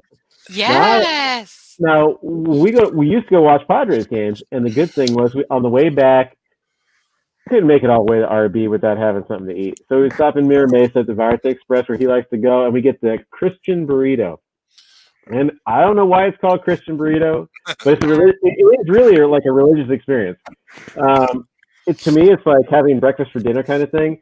It's carne asada, again, bacon, French fries. I don't know about extra crispy. I think that he might have turned me on to extra crispy. Guacamole, sour cream, cheese, and fried egg. My God, beautiful. It's so That's delicious. The way you gotta go for I'm telling you, like, you're probably thinking, how can that not be number 1? It's a complete meal times 4 in a big old giant double burrito wrap, but it's so delicious. It's so good. And I only wish I'd known about it for the 42 years I didn't know about it. That's awesome, man. That sounds delightful. Abel, your second favorite burrito in San Diego? I mean, going back to like what Estella said too, it had to be with my mom. My mom made the best just bean and cheese burritos. She went out and got the pinto beans. She put it in the crock pot. She had it simmering all day. Made the beans. That's the way. So it was like that was always my best San Diego, but everywhere burrito because she lived with me for a long time. We lived together in Houston. We lived together in California. So, yes, that would be my number 2. Just the basic bean and cheese burrito, but mom's way. That's awesome, man. My second favorite, Derek actually mentioned it, the Lolita's 2-in-1, but I have them make it with carnitas just to put a little curveball in there. And so it's a rolled taco and carnitas in a burrito. And then I drown it in salsa because I enjoy the spicy food. Wait, is it red or green salsa? Always rojo. I mean, I'll have green salsa with chips, or like maybe if I'm having chili verde with a lot of sour cream, I'll go green salsa. But on a burrito or a taco, I'm all about red. So Estella, your second favorite burrito? I'm gonna stick in my realm with Burritos de Hielera, and it's my tia Zenaida's house. We're going on a burrito tour of your family someday soon. With special guest Abel's mom. So my tia Zenaida makes machaca burritos that I can eat for days, and I'm very fortunate that I grew up with my aunt, my uncle, and my cousins living in the back house at the compound, which is where, that's what we call my mom's house. It's behind, but yeah. So my tia Zenaida's, half a block, well, backyard, basically. Yeah. So, yeah, but I remember like we'd go to Julian for the day to the snow, and there was a cooler packed with these burritos and hot chocolate, abuelita, or, whatever. But yeah, that's my number 2 for sure. That's amazing. And way to keep in the family. Mr. Gallanosa, your second favorite burrito in San Diego. So this comes from my favorite taco shop in San Diego, and that is Taco Bar in San Marcos, right by the Rip Current tap room. This taco bar, it's in a strip mall. It's very unassuming. It's like he sent me there once. It was great. Sprouts parking lot, and that's super nice. Oh yeah, and then you walk in, and it's just you got abuela making tortillas right there in the front. It's all smoky inside, and really like sets the mood. And the Azteca burrito is it has panela cheese, cactus, and salsa fresca. But in the meat, I substitute the carne asada with their al pastor in the spit. So nice. That gets really crispy, and they know how to do it right. So that's my favorite burrito at my favorite taco shop in San Diego. He means nopales. He means nopales, not cactus. Yes. Indie beer Oh, sale yeah. We wouldn't call approved. it cactus. We call Yes, it indeed. nopales. Approved. Oh yeah, I was talking about Nopales last show too. No, see, there you go. Nopales, there you go. It is time for the San Diego beer news, and as Brandon is showing us right on his screen, San Diego Beer .news. .news is a real website, and Brandon has one. Brandon, break it down. What is happening in craft beer currently?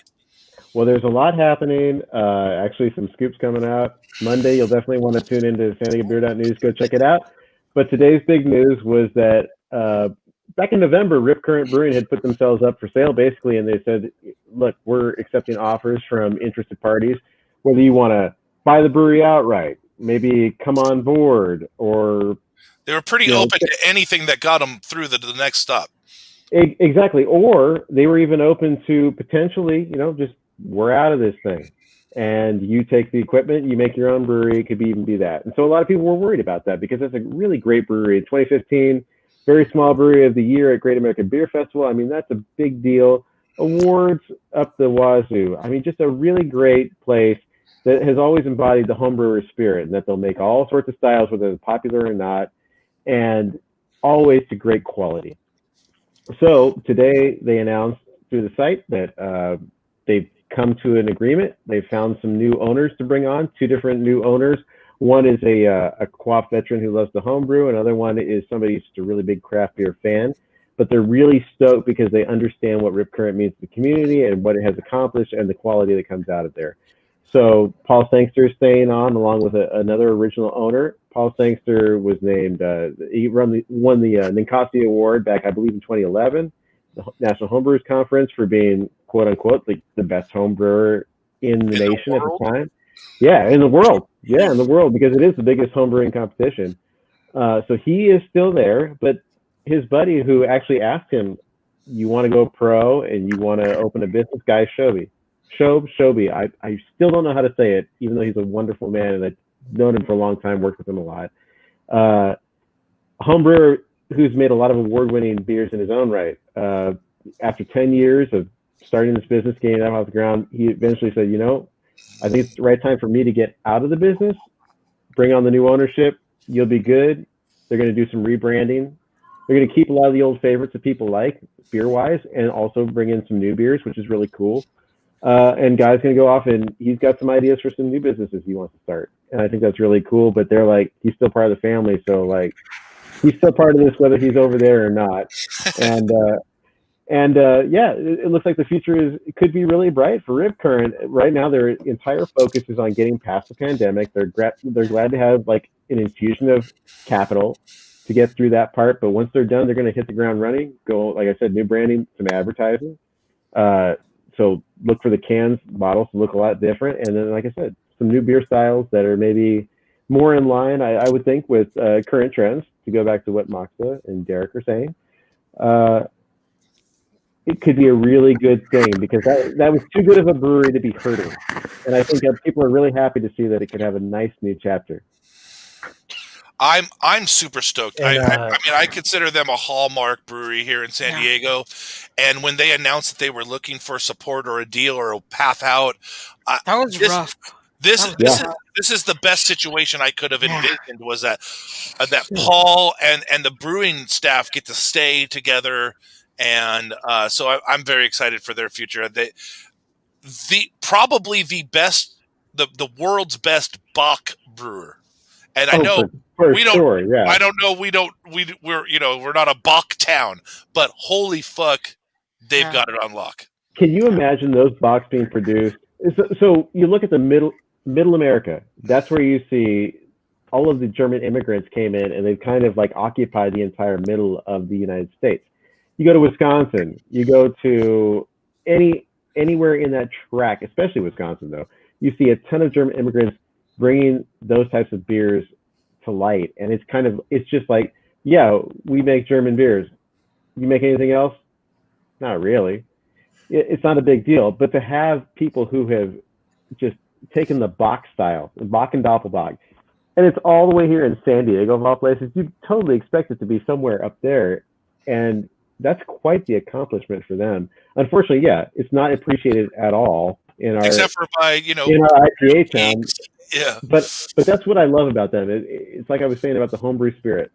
They're going to make it because they want to tackle all styles and they want to perfect them and make them as best they can. And I love that they made it even year after year after year after year, and they got awards year after year after year after year. I mean, if that's not a home brewer, I don't know who is. Mm-hmm. Yeah, they're great. Yeah. And for me, speaking and Ben's mentioned in their comments, saying they're a huge inspiration for barrel aging for me. Them and Voodoo Brewing out of Meadville, Pennsylvania, are probably the biggest inspirations for my barrel age program and at Moksa, because of the extended barrel aging and what the barrel brings to the beer and how they just let it ride and it keeps developing. So I've been a huge fan of their barrel age program, as well as actually all of their beers. I carried it regularly at Abnormal, and I was hoping that they weren't going anywhere. So yeah, and good news. Very happy that they're going to be able to survive the storm. And Black Lagoon alone is like a great example of what you're talking about. Yes. I mean, like let it ride. Like, ooh, I'm drinking Scotch with bourbon. It might as well be. And they would go 27 months, 24 months. I mean, there's if you go to that territory and be patient, fill enough barrels to forget about a few, you can have some really great tasting beers that could come out over 2 years later. And I know burritos right across the street. Right, absolutely. And I know it's tough for a brewer to put something in a barrel wait 2 years, but Maggie brought up that there is a slew of great beer in Minnesota, Wisconsin. I just wish we got a little bit more of it out here too. It wouldn't fit with what we brew here, but that's why I want more of it in my life. But speaking of excellence and terrificness, we couldn't possibly do this show without the support of amazing humans out there. Currently, 50 of you think we are worthy of your monetary praise, and we truly appreciate it. If you go to patreon.com/CNDBeerShow and you join at the pint level, that's $6 a month. I have to give you a shout out. And I shouldn't say I have to. I enjoy thanking you every week for your support. We love it. We love it. And this week, pint level levels or higher. Trust me. There's other levels. We'll take more of your money if you have it. But Ben, Bill, Brian, and Krista from Pariah, Brian, Captain Eli, Casey, Dan Diegos, Dante from Pariah as well, David Martin, the second best producer we've ever had on the show, Doug, Aaron from Beer Alien, Greg from Stone, the Indie Beer Show brand, COVID-19 pandemic, socially distancing Zorball LLC. Maybe we'll come up with a new title sometime soon, Maggie. Beach Party. It's 2021. Beach Party, Maggie. Hoppy Crafts and Podcast. James, Jared, Jason, Jess, Joaquim, President of Quaff is here. Jess is also here from Maytales. Joseph Sokor, Joey from Hobby Beer Gear, Juan, Judith, the beer historian, Kenneth, honorary patron for life, Larry Smith, Liz is here, Matt and Candace Bobino are here, Matt from the Perfect Pour, Miguel Loza out in Texas, Mr. Peacock from Tapcraft, we love you, Mike, Nathaniel, Norman, OC Brew Girl, Pacific Beer Chat all the way up in Canada, Robert from 13th Point, Rudy, the artist, who I'm wearing one of his old shirts, Drink Indie Beer. Sergio Nigos, who is also here, and the greatest pun in patron name history, Jagus Faye. We love you. Thank you all for your support.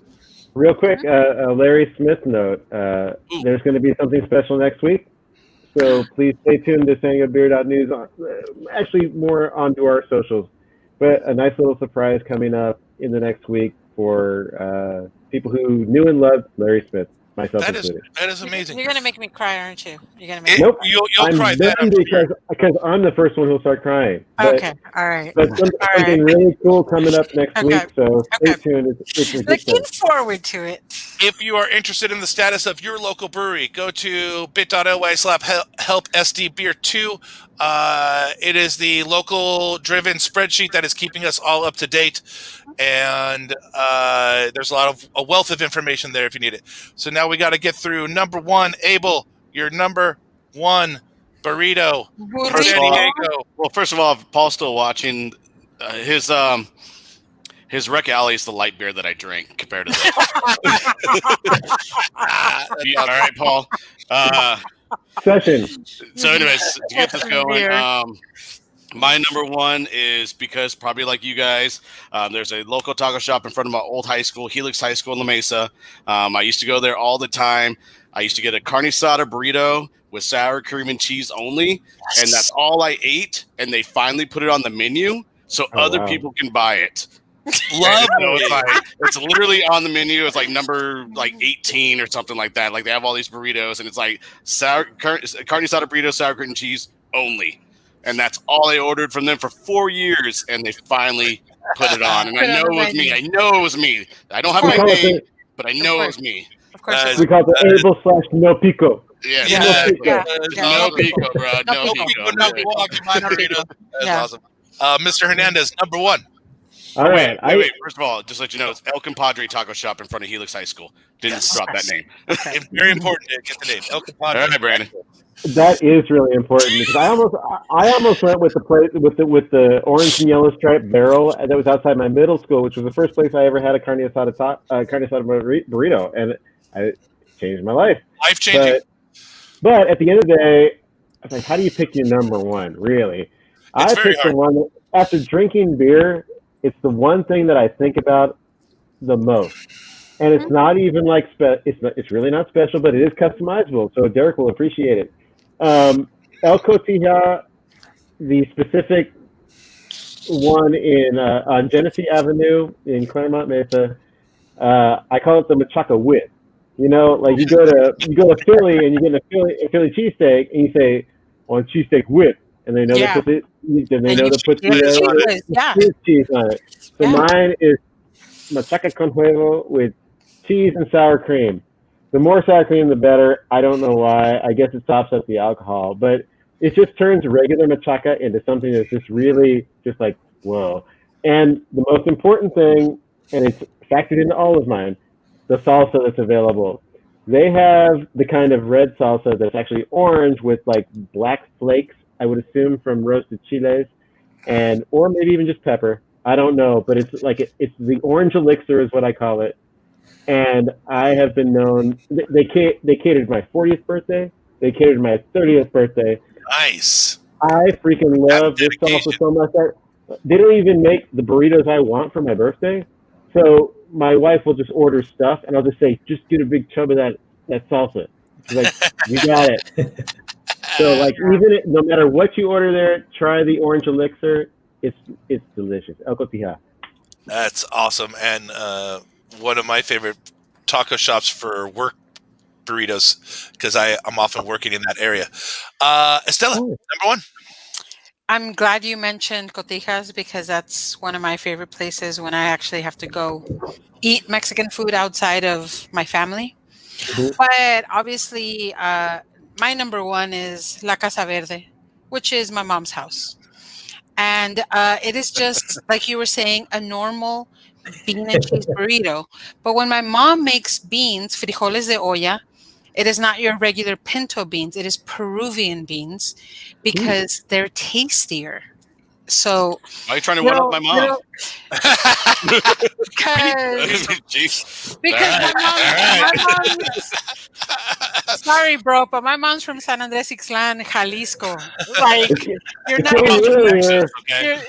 you're not gonna beat my mom. So anyway, these little, like I said, cooler burritos that my mom makes me, and she still makes them for me every morning before I go to work because I have to go to my mom's house every day before I go to work. That's awesome. So I get these bean and cheese burritos. Sometimes there's crema in them, not all the time, but they are my favorite thing in the world. My mom's frijoles de olla. I dare anybody to try to beat my mom's frijoles de olla because you're not.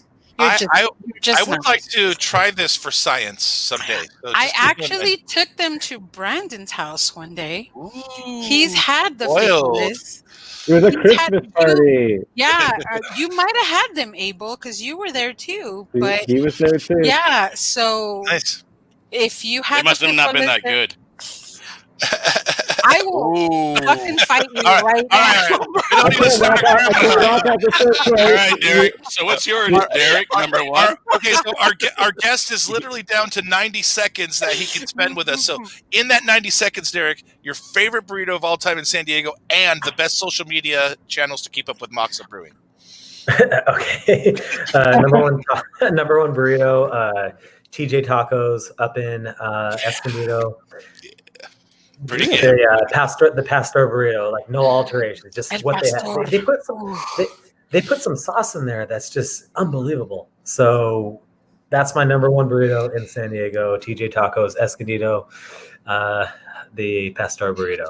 And as far as following us, some people call it El Pastor Adobada. It's the same thing. Just FYI. Whatever the menu says, I know what I know what I get. As far as social media, Moksa Brewing on Instagram, as well as Facebook. And if you want to, and I run that as well. I run all the marketing. So if you want to message that, or if you want to message me personally, my personal one is Hey Beer Me is my Instagram handle. Hey. Awesome. Hey Beer Me.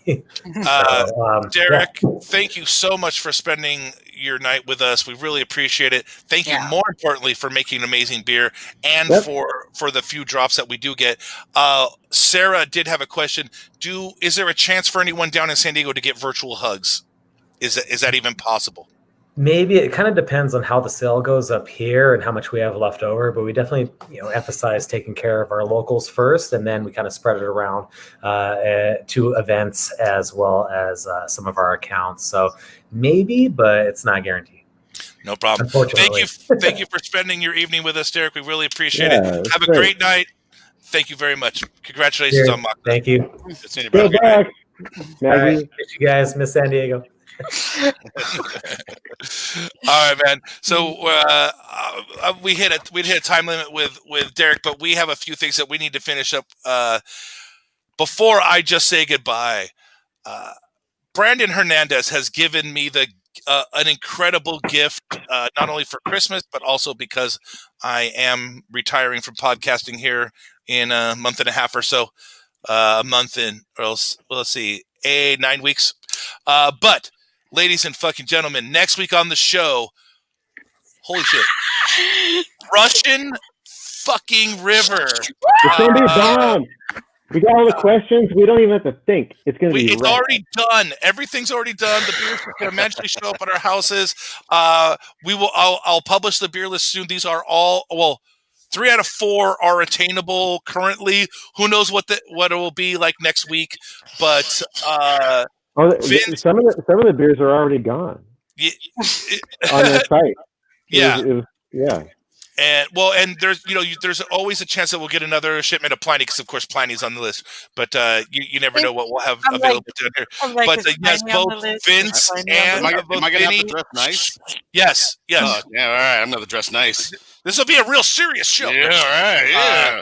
I'll comb my hair Vinny and and Natalie will be on the show with us. Oh, we didn't tell anybody. Nothing. We didn't. We forgot to tell them next week. Yes, we did get to tell Derek because he had to bail. But, ladies and gentlemen, we will be able to publish it very, very soon. What the beer lists are, because we already know, so I'll be able to get that up tomorrow. Unfortunately, one of the limitations of what we do is that I cannot schedule a live video more than 7 days in advance because Facebook is a dick. And I don't understand why that is, but it's okay. And then there's also this awesome complication of you have to schedule the StreamYard broadcast first, because if you don't, you can't go back into the Facebook event later and paste the link to the video. Fucking Facebook. They're just assholes about that stuff. So anyways, if you ever watching me. Maggie is asking about the pre-sale. Yeah. It starts the day we do the show. It starts the day of the show. So if you are 10 a.m. the day of the show. If you are trying to get in on the Pliny the Younger thing, that is the day of our show next week. 10 a.m. So next Thursday, 10 a.m. Yeah. If you want to try to do that this year, it's bottle and available to ship within California. So you have to purchase a case. I like that. Yeah, it's a mixed case. But you get assured, I want to say 4 bottles. I believe it's 4 as well. what I know for sure is when I read it, I was like, "Ooh, I need a buddy to split." Because it's not. It's We have certainly 3 not of them cheap. right here, Brian. Yes, Yeah. I know. Yeah. But What's the cost of the case? I think it was $200. Oh, serious? That That's included only 50 free chips. We can do that. that included the shipping, and I may be over exaggerating because I did read through it really real fast. That's like 2 weeks of tips right now. It's $100. I doubled it, so it's $100 plus. So it's $100 plus shipping. That's 25. Okay, that's 1 week. That's 1 week of tips. Okay, so I'm in. Yeah, I'm in for that. So Why don't we just use the Patreon money? Yeah. we could. I'm not joking around. It's like we got it. Yeah. $100 bucks. Let's use it. I don't think anyone listening would be like, no, I don't want to support their effort to get Pliny the Younger. Well, they don't need to know what the fuck we use for that money for. Right? It's our damn money. No, just kidding. So, anyways, it's a very special thing for me. They're like literally the only people that were on. There's actually one more person on my list of people. When I sat down early in my podcast career, and I wrote the white whale list of all time. Who's the other one? Do we know the other one? Yeah, Scott Blair. No, what? I was with him the other day. You can interview him in jail. The only whale left in my podcast life is Ken Grossman. Is the guy. Now I've met him in person twice, so that's even more important. But it's Sierra Nevada is the only brewery left for me that I feel like I want to or have to. But exciting show next week for us to talk to the owners of Russian River. If you want to, the Elder double dry hopped, I don't mind if I do. I don't mind if I do. Pliny for president, ladies and gentlemen, in the house next week for sure. No, we will not have Pliny the Younger on release sale day. Why not? It would have been very nice, but it's not physically possible. What they are sending us is fucking awesome though. So if you want to reach us, maybe you want to leave a voicemail that Vinny and Natalie could hear. But if you want to reach us at cheers@indie.beer. We're at Indie Beer Show in Twitter, The Indie Beer Show in Insta and Facebook. That phone number, 619-798-6038. Still waiting for the first voicemail of the year. We didn't get to know how to use phones. That's right. Exactly. Well, we don't use phones for phoning. We use phones for texting or Facebooking or that hot new meme you got to save. I use it for pictures and to put up Bernie memes. That's all. There you go. Yes. Very exciting. Several shows coming up for all of you. Of course, obviously, Russian River will be a hallmark for me as I'm taking my march out of here. But let's do it. Let's end it. We didn't get to everyone that commented. We love you, but with Derek's Derek's hard time. He's a father now. He needed to handle his life, so we had to let him go. Estella's talking to someone in live. So sorry.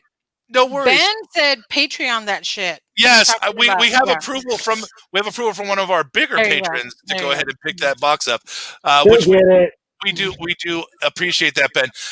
For Brandon, Estella, Abel, a missing Derek Gallanosa. If you can just imagine he's over here. He's there. You've been listening to the Indie Beer Show. Thank you and good night.